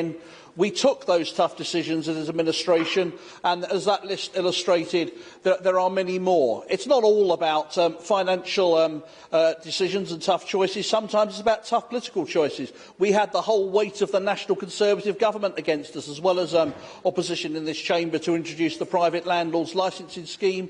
But now the vast majority of landlords, as well as tenants, are delighted that we introduced that. And I think all I would really be saying tonight is it's about credibility. It's about the credibility you gain as a political administration, as a politician, but when you then talking to residents about what you might be looking to do in the future, whether that's in terms of bringing health services closer to the local community, delivering more affordable housing, putting young people at the heart of all we do, ensuring that we continue to invest in our schools. When we on this side of the chamber are making those promises and pledges in the weeks ahead, we will not just be judged on what we're saying, because words, I would say to colleagues opposite, words are easy, but actually you'll be judged on the record of whether you be prepared to take the tough decisions. We can all agree, probably in this chamber, or most of us seem to, although there seems to be a split on the side opposite, that we would like to see more housing.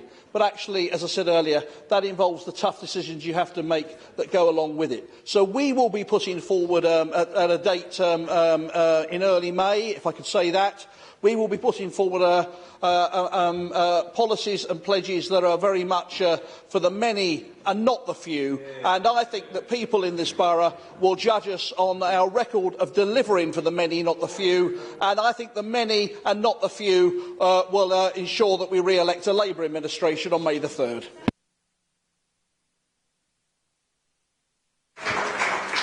Councillor Ali, are you to second the motion?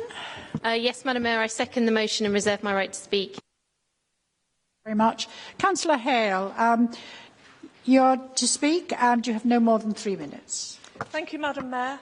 Well, considering the great fanfare of May 2014's Labour manifesto, the achievements now being proclaimed seem rather disappointing. So many broken promises, such little progress made, not one council house built, no Westfield, no Christmas pantos at Fairfield, but potholed streets and precious little to show for the vast £10.5 million raked in from the landlord licensing scheme. After an energetic start, so many schemes have stalled, and Labour has appeared to focus more on complaining about what it cannot do and less on delivering what it can. Sadly, too, Labour seems to have completely forgotten the wonderful residents of our town. It really is no good just telling everyone how splendid everything is in bountiful press releases issued from your town hall offices. You need to get out and about and talk to people, and that's how you find out what they really think. And we've been doing just that. We've been meeting residents from all parts of the borough, and without exception, the message is clear. People say that this council doesn't listen to them. And that is especially apparent with planning matters. No one can have missed the anger of residents protesting tonight about brick by brick. There's absolutely no faith at all now in the planning system in Croydon, and a complete shake-up is desperately needed to restore some integrity. Why should developers be able to keep popping in and out of the planning department to tweak their schemes until officers say they're approvable? How fair is that on local residents? Why should residents have to put up with their precious green areas being sold off and their communities disrupted? Why should the character of their roads be completely changed by demolishing large family homes for blocks of flats? And why, even with the strongest material grounds for refusing, are none of these schemes ever refused? They are all delivering fortunes into the pockets of developers, but they don't help those Croydon residents in need of affordable housing one iota. Croydon needs a council that listens, that will improve our town and clean our streets well. A council that plans for the future and will protect our green spaces. A council that truly listens to and works with local communities to deliver what is best for us all. A council that says yes to building in the town centre and on brownfield sites with access to good infrastructure. A council that welcomes views and holds public meetings. A council that restores financial competence and looks after council taxpayers' money responsibly. A council that delivers a new Fairfield and gets bulldozers onto the Westfield site. Croydon needs an energetic, Conservative council that's on the side of residents, not a Labour one that just sounds remote and bored. Since it's abundantly clear our residents are not, in fact, increasingly proud of Croydon, I oppose the motion. Thank you, Madam Mayor.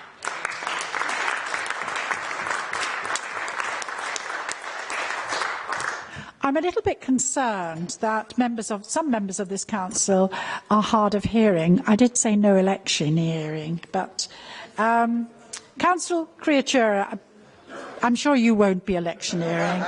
You have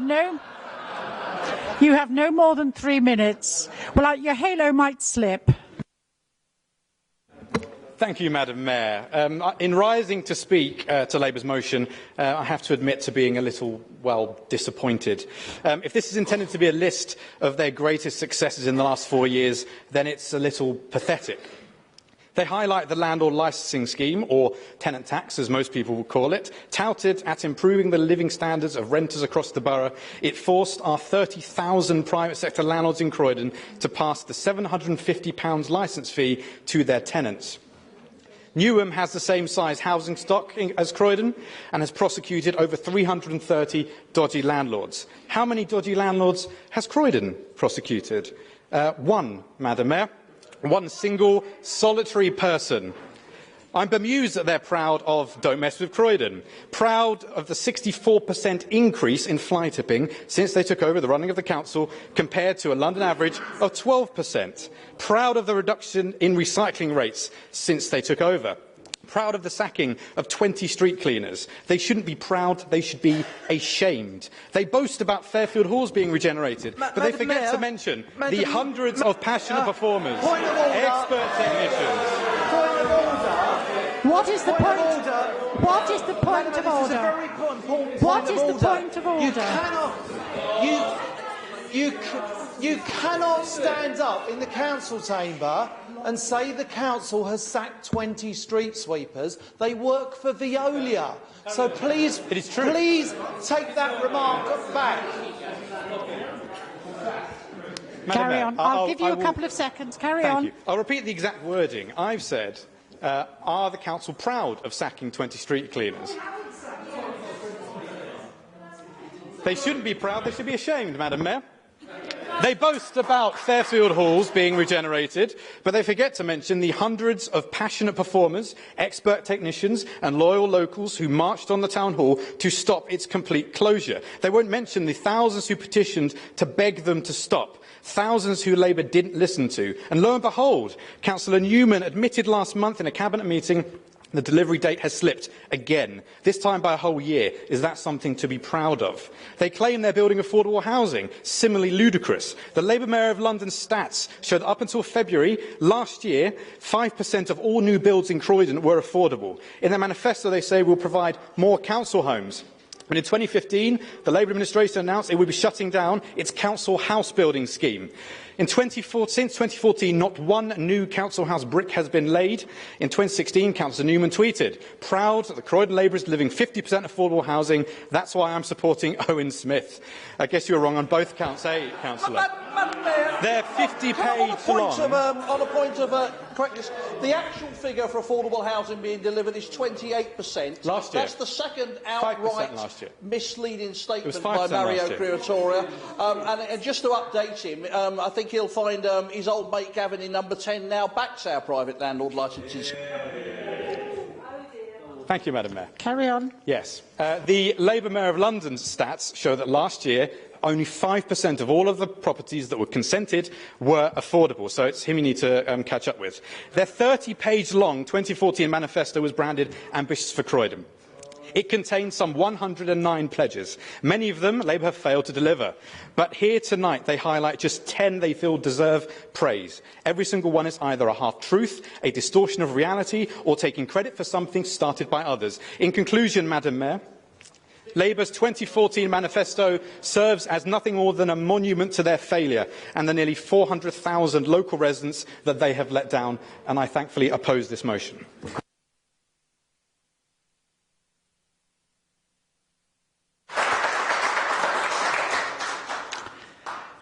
I see, Councillor, you've brought your fan club. Councillor Ali. Councillor Ali. Thank you, Madam Mayor, and lived up to the expectation about electioneering, I might add. Madam Mayor, this administration has a proud record. We have put the many in this borough first and not just the few. For example, we have improved the living standards of renters, not just homeowners. We're putting young people at the heart of our planning for the future, not just their parents and grandparents. And we've found ways to invest in our non-statutory services through our commitment to culture in this borough, not a council reduced to the statutory minimum. In 2014, we did say that we were ambitious for Croydon, because that's precisely what was missing from the borough from the Tories' previous stewardship. Our ambition has brought investment where there was none and protection where it was lacking, all in the face of a Tory government hostile towards public services, in particular local government. And we remain ambitious for Croydon because that's what Croydon needs. Passionate advocates for the potential of our people and the future of our place, demanding justice for how we're funded and recognition as an area of strategic significance in London. Madam Mayor, this administration has acted in the interests of all residents, including those who are less likely to be heard, and that is key to this motion, Madam Mayor. This administration made domestic and sexual violence a corporate priority and achieved recognition as a white ribbon borough, making clear our zero tolerance towards this scourge on our society. We're doing everything in our power to keep young people safe and have been recognised by the Mayor of London for the preventative approach we're taking. Meanwhile, this Tory government has cut police numbers to their lowest in decades. And closer to home, Councillor O'Connell voted against the Mayor of London's budget, which included funding for an additional 1,000 police officers. This administration has invested in our communities, introducing community budgets for every ward to improve their neighbourhoods. We extended the Council's structural funding of the voluntary sector ahead of the findings of our Opportunity and Fairness Commission before renewing our commitment to the sector and achieving London Living Wage friendly funder status in the process. Madam Mayor, I was interested to hear the Leader of the Opposition say at Cabinet last week that the voluntary sector would be safe under a Tory administration. That wasn't the case last time. They cut the sector by 60% over a weekend in 2010, and we've worked long and hard to rebuild that relationship with the sector, working to provide some certainty of funding, and we will continue to do that. Madam Mayor, tackling inequality aren't just words to this administration. Fairness has been a fundamental underlying principle. Look at our work to tackle the impact of universal credit. Invest in and promote access to fair financial services, pay and promote a fair wage, drive up housing standards for renters, widen access to digital services and ensure fire safety in our taller housing blocks. Croydon is the capital's growth borough, and with hundreds of millions about to be invested in the borough's future infrastructure, now is not the time to hand control of the borough to those who are simply not equipped for the task. The Tories consistently demonstrate that they are out of touch with the needs of all residents in this borough, and frankly reinforced by the fact that tonight we've heard only about how the Conservatives can serve for the few. Croydon's future is just too important. Our communities, including our young people, demand the vision, leadership and confidence from a Labour Council that no one will be left behind. I support the motion.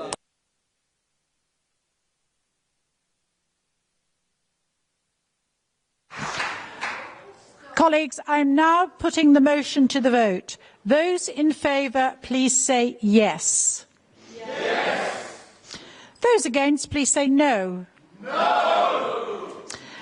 You may have been louder, but I think the yeses have it. We now move on to the second motion. Chief Executive, will you please read out the next motion? Right. The closure of Fairfield Halls, withdrawing the free garden waste service, removing the protection on dozens of parks and green spaces, the Pearly skyscraper, insensitive development in Shirley, scrapping free parking in Coulsdon, traffic schemes in Addiscombe, thousands of objections to contentious planning applications, the deeply unpopular local plan, brick by brick destroying the green space on estates. These are a few examples of the issues that literally tens of thousands of residents from the very north to the very south of Croydon have petitioned the Council on. But the current administration has systematically not listened to these residents on these issues and many others. This Council regrets the failure of its Cabinet to listen over the past 4 years and resolves to treat the citizens of Croydon with respect in future by listening to them. Thank you very much, Chief Executive. I call upon Councillor Tim Pollard to propose the motion. You have no more than 3 minutes. Thank you, Madam Mayor. Listening is really so important. Everywhere you go in the borough at the moment, people say this council just doesn't listen. And there's a lot of evidence to support that. We had 11,000 people objecting to the full closure of Fairfield Halls. We had 10,000 people petitioning about not withdrawing the Free Green Waste Service. We had 16,000 people objecting to the last 3 stages of Labour's local plan. 16,000 objectors on a local plan is virtually unheard of anywhere in the country. 8,000 have petitioned against the construction of the 17-storey skyscraper in Purley. Thousands of residents up and down the borough have objected to brick by brick. That has fallen on deaf ears tonight. Everywhere you go, Labour isn't listening. We've had a lot of public meetings around the borough recently, and at every meeting I ask the same question: do you think the council listens? I asked it at a meeting at Praise House just a couple of weeks ago, with an audience that it was not, before somebody says it, full of Conservative Party members. It was a group of people who were not Conservative Party members. I asked them, do you think the council listens?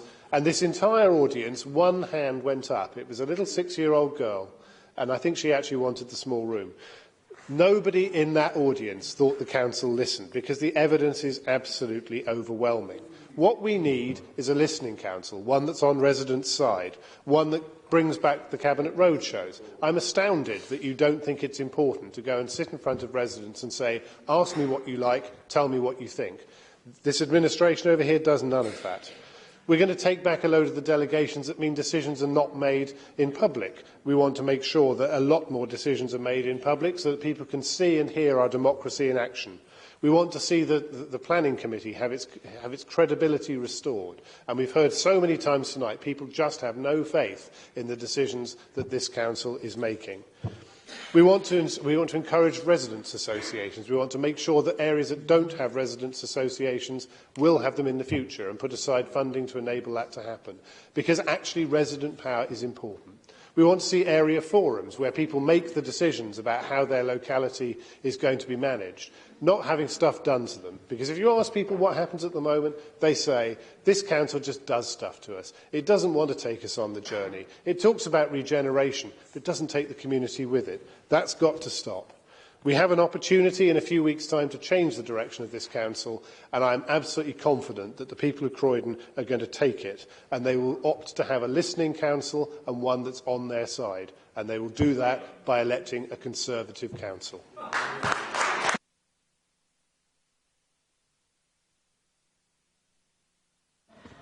I assume that wasn't electioneering. Councillor Bennett, will you second the motion? Thank you, Madam Mayor. I want to second the motion and reserve my right to speak. Thank you very much indeed. Councillor Wood, you're going to speak, and you have no more than 3 minutes. Thank you, Madam Mayor. Can I begin by adding my own best wishes to colleagues on both sides of the chamber for whom this is their last council meeting. Madam Mayor, this is probably just about the worst moment to be quoting Australian Test cricket captains. However, add my time, please. However, it was arguably the greatest Test captain of all time, Richie Benaud, who used to say that the art of captaincy is to sometimes do what the opposition wants you to do least. On reading this motion, I was moved to reflect that the leadership group opposite might have done well to listen to Richie, because this administration is justly proud of its record of not only listening to residents, but actually acting to devolve power away from the town hall and directly to them. Actions, not words. Madam Mayor, time does not permit me to respond to each of the random points thrown together in this motion. But let's take green waste. Before we introduced the new service, forced on us by continued Tory government budget cuts, we actually asked residents whether they would rather we cut the service altogether or if they would be prepared to pay, in line with other London boroughs. They told us they'd be prepared to pay, and so we acted. We have continued to listen, which is why we now have all year-round collections and the free Christmas tree collection service. On the local plan, we listened and made a number of changes where we can, in line with planning rules, including sites owned by Shirley Oaks Management Limited, no longer being proposed for residential development, clearer policies on protecting community facilities, and more local green space designations in the Shirley Oaks area, protecting most of the land from being de-designated as metropolitan open land. Madam Mayor, this motion simply does not understand the difference between not listening and not agreeing, which is the right of any administration based on the facts available to it. Fairfield Halls is an example. As a regular user, especially for children's shows in my own family, I was sorry to see the temporary closure. But even my young children recognised that the facilities were in desperate need of refurbishment. This administration listened to the arguments and did not agree with a longer refurb that would have taken twice as long and cost millions more, and acted in the best interest of all residents. That is the mark of a mature administration, not one easily easily swayed by the loudest voices who are not necessarily the majority. So this administration has no fear of listening to residents, because it is this administration that set up and is acting on the Independent Opportunity and Fairness Commission, chaired by the Bishop of Croydon, having spoken on an unprecedented scale to over 3,000 residents about how Croydon can work better for all of us. It is this administration that is actively embarking on devolving powers to neighbourhood centres and their communities, starting with Purley, New Addington Fieldway and South Norwood, so that people who live there get to decide how their money is spent. It is at this Labour Council that introduced community ward budgets so that councillors of all political colours could work with residents to improve their neighbourhoods. Christmas trees and beautiful lights from New Addington to Coulsdon, all thanks to this administration wanting to more safe for residents and communities. So are these signs of administration that does not listen to residents? I could go on.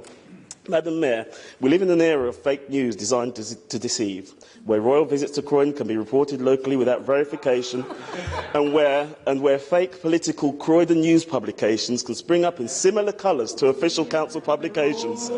So, well, Madam Mayor, this motion is the embodiment of fake news and not worthy of this chamber. I so oppose.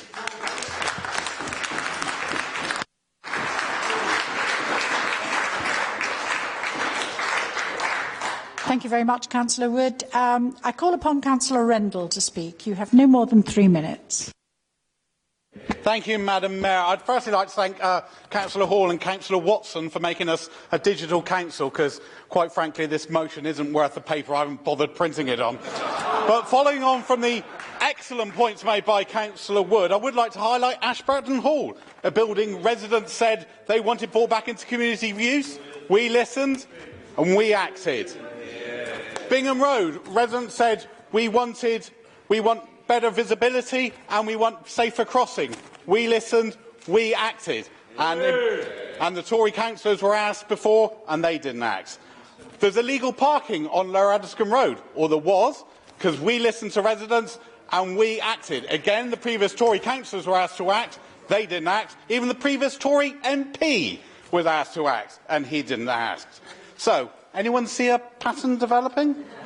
But for the last time in this chamber, I would like to say many thanks to the residents of Ashburton. It's been an honour to listen and to serve you over the past 4 years. I'd like to thank my colleagues, those who have stood down from the council and those who are sadly no longer with us. And I'd like to particularly thank Councillor Woodley for 2 amazing years as your deputy, where we really did listen to the users of adult social services and we have acted. I've spent the last 4 years listening very carefully to those on the autism spectrum, their parents and their carers. And I'm delighted at the steps we've taken. Councillor Fleming, you should be so proud about the new ASD school that you are bringing to Croydon, and I thank you so much for that. I'd particularly, Madam Mayor, like to thank Emma Shepherd, who has worked tirelessly to get disabled people into work, and also Simon Wadsworth and Michael Hughes, who have supported me on the Autism Partnership Board, and now we've really got health involved, and they know and see how important it is that we have an adult diagnostic pathway. Chief Executive, you've got some great officers there. Please do look after them. And many thanks to my family. I hope, Madam Mayor, you won't mind me being slightly personal for a minute. My boys, Luca and Micah, and my daughter Olivia. Like a lot of young people these days, Olivia is getting interested in politics. In fact, I was sat up in the public gallery with her once and Councillor Perry was talking. And she looked at me, wide-eyed, a beautiful young woman without a bad word to say about anyone, and said, "Is he ever going to get to the point?" But she is getting, I think, her most exciting political moment when she ran home one day and said, "Daddy, Daddy, thank you for having an election. I get the day off school." But finally, I would like to thank my wife, Caroline. I could not have done this without your love and support over the years of campaigning and serving on the council. She is looking forward, as Councillor Boller said about evening meetings, she is looking forward to having me home more in the evenings. At least I think she is. She hasn't actually said so, but I'll check that one out. But in closing, Madam Mayor, the next Labour Council will go on listening and acting, as we've made a great change for this town. I'll be with you every step of the way. So, to close, Madam Mayor, I wish everyone, friend or foe, well, and that is it, the end.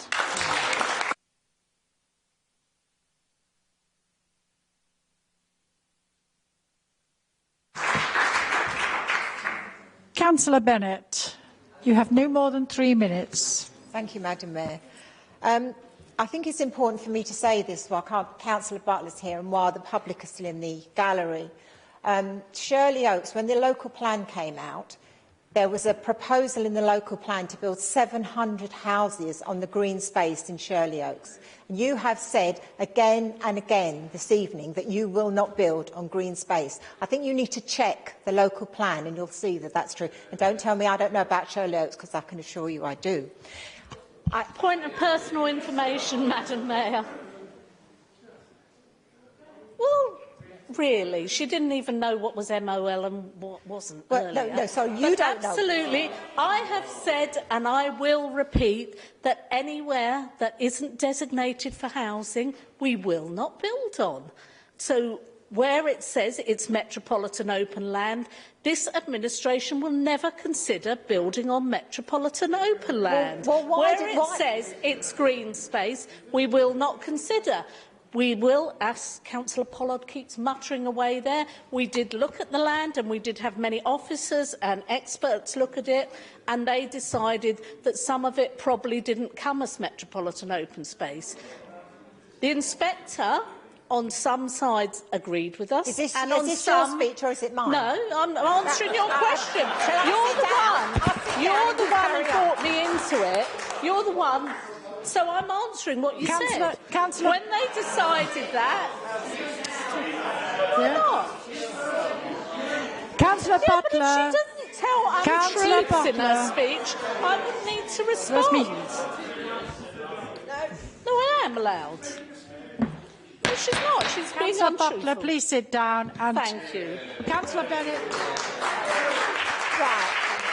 Councillor Butler, I will send you a copy of where it says that you propose to build 700 homes on London. No, you listen because I'll tell you what. You listen because the residents own the land. Right. Okay. Councillor Bennett. No. Right. Madam Mayor, it really is. It's bringing this chamber into disrepute. No, this actually matters to our democracy. On a point of personal explanation, and as the leader of this council, Councillor Butler has made it very clear we're not building on the green spaces and respecting the MOL. That might be an inconvenient truth to the misleading, scandalous campaign that Councillor Pollard's running, but it's the facts. Councillor Bennett, I think that the Cabinet member and indeed the leader has explained. Fine. Will you please get on with what else you were going to say? Thank you. Right. Because of inconsiderate developments, local communities are being torn apart and devastated. These are not my words. These are not my words, but the sentiments of local. These are not my words, but the sentiments of local people, the taxpayers of this town, the community who we serve and seek to represent. Does the party opposite really represent the people of Croydon? Is it listening to them? Representation is the action of speaking or acting on behalf of someone, not blindly following some ideology and ignoring the wishes of the people who voted for you. This administration has borrowed money to buy land that is already owned by them to hand to private developers to build homes nobody can afford. 1,000 proposed units have already been granted planning permission or are in the pipeline. Of these, roughly half are deemed affordable and half to be sold privately. Affordable, what does that mean? Affordable to whom? Let's say that Let's say that they will be 60% of market rate. The average price of a rented two-bed flat in Croydon is £1,200. 60% of that is £720, plus council tax and other utilities. And who is that affordable to? We have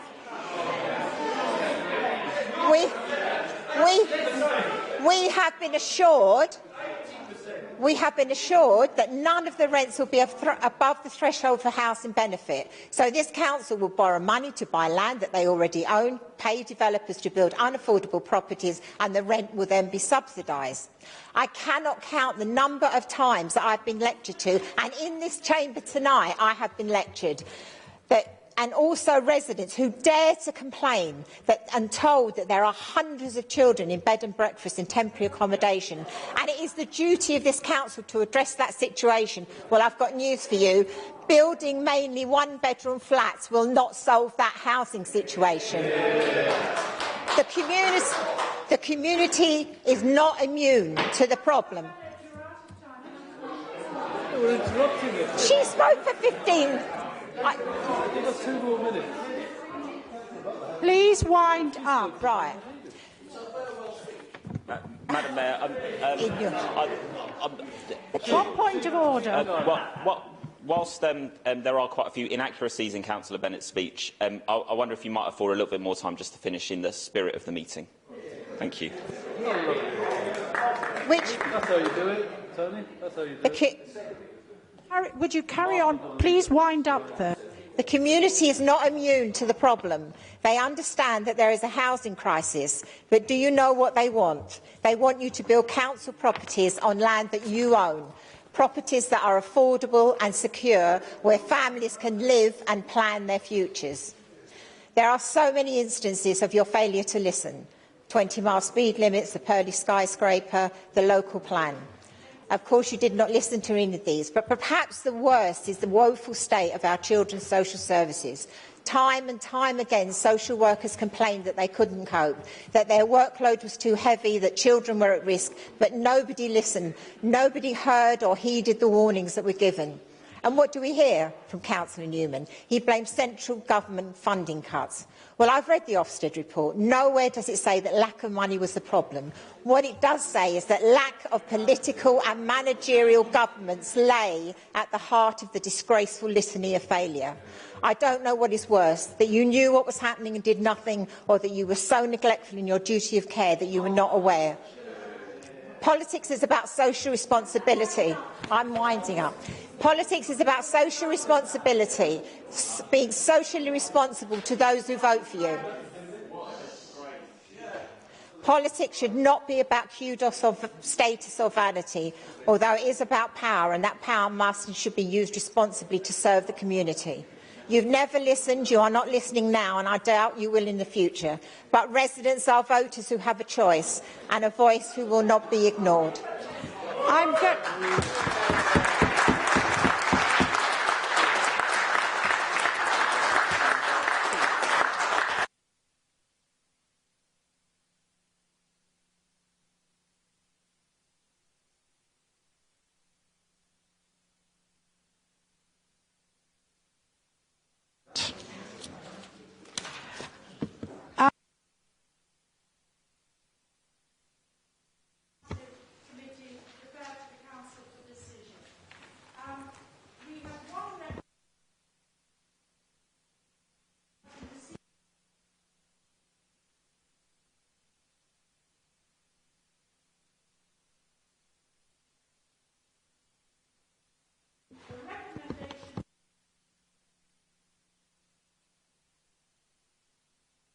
For the municipal year 2018-19, Councillor Newman, do you move the recommendation?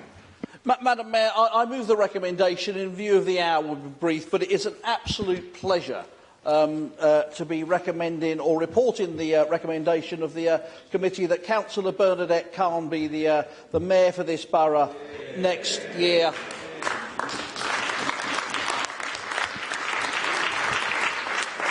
But Bernadette is an absolute stalwart of the community, absolutely dedicated community councillor, has a history that you could write an entire book of local government on, and I know will do this borough proud and the people of this borough proud over the next 12 months, and it's an absolute pleasure to move the recommendation. Councillor Butler, do you second the recommendation? Madam Mayor, I'm honoured to second the recommendation. As the annual council falls after the local election, it is only right that I invite the leader of the opposition to announce their preferred candidate as mayor if they win the election in May. Councillor Pollard. Madam Mayor, it gives me enormous pleasure to nominate my very good friend Councillor Bashford to be the next mayor of this town.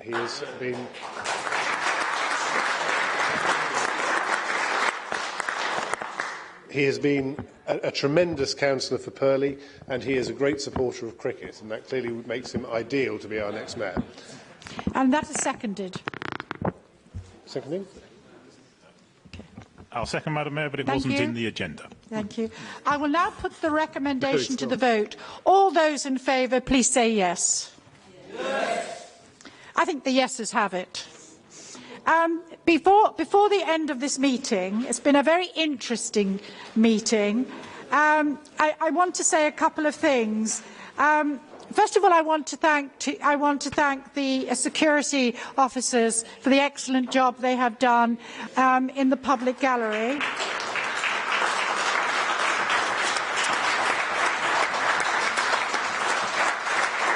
Secondly, I want to say to James Hayward, this is the guy who sits there for 4 hours typing. He's actually worked with me all through the year. He's an amazing officer, and he's leaving this element of work. But just a minute, he's not leaving the council. He loves us. And he is a qualified lawyer, so he's moving over to our legal department.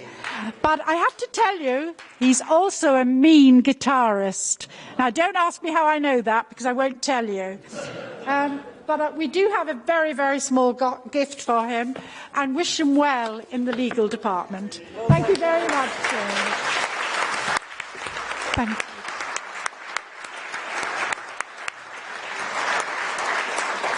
Now, I've been asked by Councillor Chatterjee to advise members here that tomorrow, the Croydon Churches Forum, we are in Holy Week, are praying for all of us tomorrow. And they're praying for Sarah Jones, Steve Reed, Chris Phelps, Tony Newman, Jonah Greeny and Jeff Booth. So...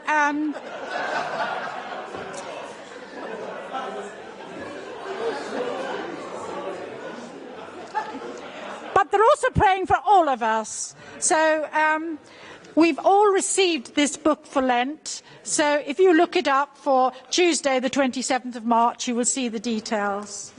And very finally, there are some drinks outside if members would like to have a glass of wine to say au revoir to our members. We look forward to seeing you. Thank you very much.